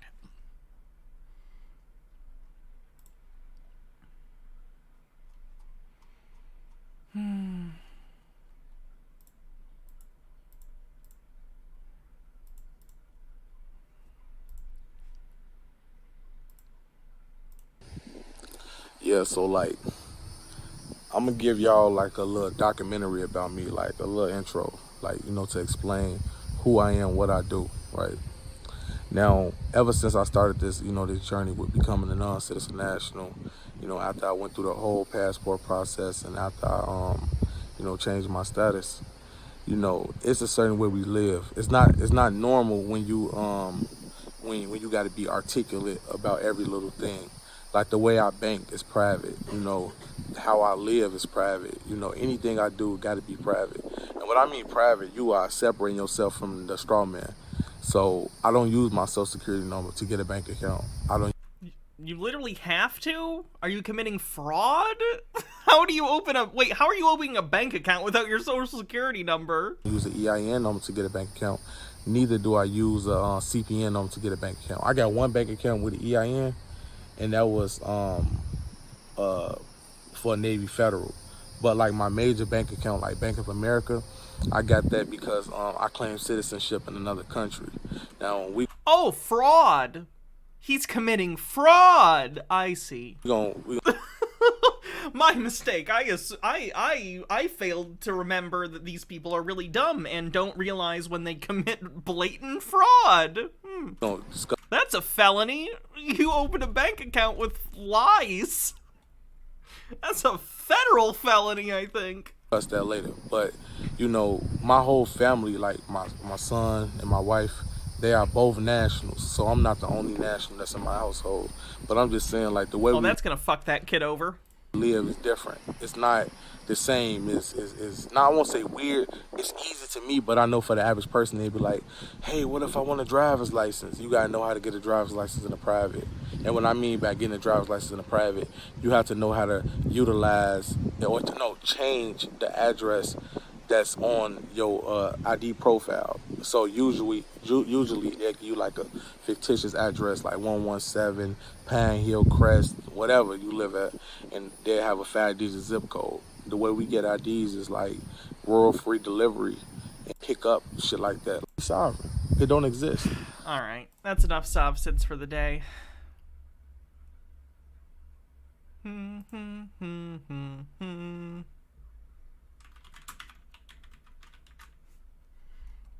So for Christmas, I was given an Amazon gift card, and one of the movies I got was Time Bandits, but I have no idea if it's any good, so let's watch a trailer. Remember my voice? I do trailers. All kinds of trailers. 23, take 2. One day they'll put me in a film, a proper full-length job. Until then, I'm just stuck with this sort of stuff. Go and see this. Don't miss that. The most terrifying thing you ever saw is coming to babysit for you tonight. All right, cut it there. Look, just read what's on the script, will you? What? The script. Other way up. Ah. Ready? Yes, yes. You flock to see brief encounters for the special Close. Huh? Close encounters. Close Encounters, the film. Oh, I never saw it. Well, forget that film. We're on about our film. Time Bandits. What? Time Bandits, the one you are supposed to be promoting. Remember? You flocked to see Close Encounters for the special effects. You went to Superman to see a man fly. You went to Star Wars for the droids. You went... Now what? What's page 2, man? It's under page 1. See? Oh, dear. You went to Star Wars for the droids. Time Bandits can offer you much, much more.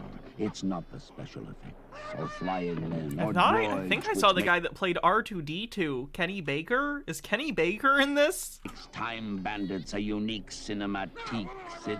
Yeah, okay. You know, pertaining to the cinema. Cinematic experience, it's the makeup. Yes, folks, you've never seen anything like it. Men made up to look like monsters. Monsters made up to look like men. Look-alike men made up to look different. Different men made up to look alike. No expense has been spared on the pan stick. No expense has been spared flying in the Yeah, world's this looks like greatest absurdist makeup fun man. shit that I'll like, so I'm glad I got this. The what? The plot. What the film is about. Well, I haven't seen it, have I? Haven't seen it? You're sitting there telling millions of people to go and see a film you haven't even seen? Well, I can't see every film I do now, can I? Oh, wonderful. Terrific. Look, give me that. What are you doing? Taking over. You're out. O-U-T. Finished. Kaput. Finito. What about the trailer? I'll do it. Time Bandits is an awfully good film. We have worked ever so hard on it. It's a tremendous adventure story. We like it, and we're pretty sure you will. What's wrong with it? It's direct, punchy, honest. Honest. This looks surreal. I'm into it. What's that got to do with it? The other movie I got, the theme I decided to go with the gift card purchases was time travel movies. So I got two different versions of The Time Machine by H.G. Wells. And this was the other one I got, Time After Time. Do you guys remember this one? It's where H.G. Wells invents an actual time machine. The time is 1893. And novelist and inventor H.G. Wells invites you to join him on a flight from London to San Francisco. In under a minute, you will be transported to a bizarre and fantastic new age. Today, time after time. You can tell when a movie was made in a very specific period in time if they have Hare Krishna jokes. Like, there's a very specific, 10-year period where it was a really good time for Hare Krishna jokes.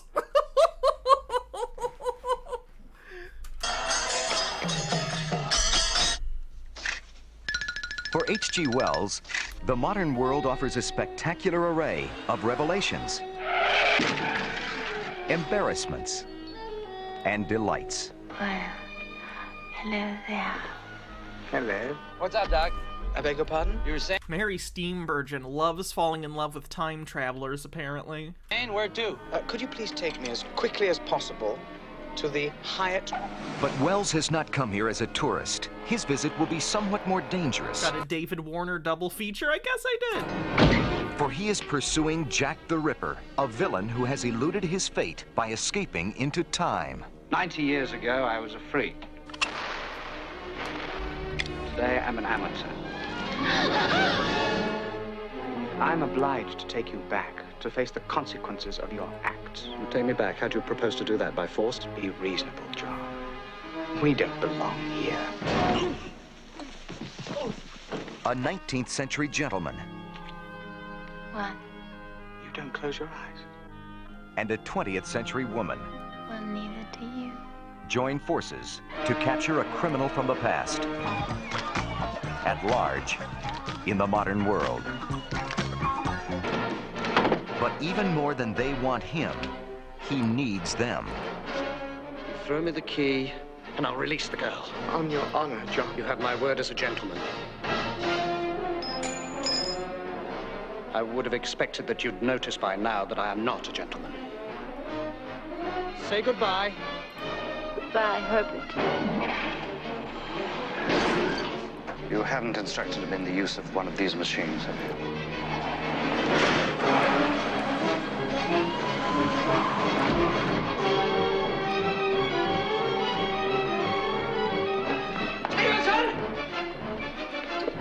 HG, it's checkmate, and you've lost again. A romantic adventure, a breathless chase around the world and across a century. Time after time. Corny looking. It is. It's a fun movie, though. It's a fun 70s sci-fi thing that isn't based on Star Wars, which is rare after Star Wars comes out. There's some good fish out of water time travel stuff too, like H.G. Wells is really hungry after he time travels. So the first restaurant he finds is a McDonald's, and he's like, wow, I didn't know Scottish food was so good. Like, just dumb jokes like that. I like fish out of water time travel stuff, so it's cute. Alright. Oh, I also got Primer. Primer's a really good time travel thing. Alright, let's see who we're gonna raid.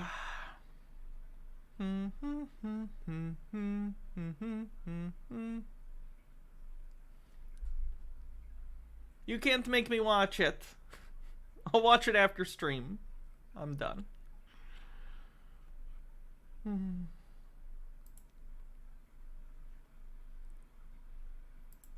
haven't done Cirrus in a while.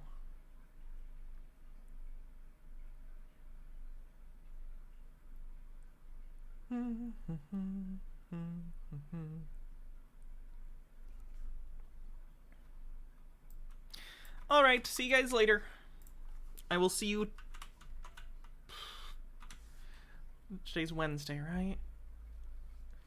I'll see you tomorrow, probably. I guess it kind of depends on how Jake and Sarah are feeling. They've been kind of ill, so we haven't been... I don't know if we're doing D&D tomorrow. Just depends on how they're feeling, I guess. They've been sick for like a week, if not more, though, so they gotta be getting over it. Alright, have a good night, everyone. See you later.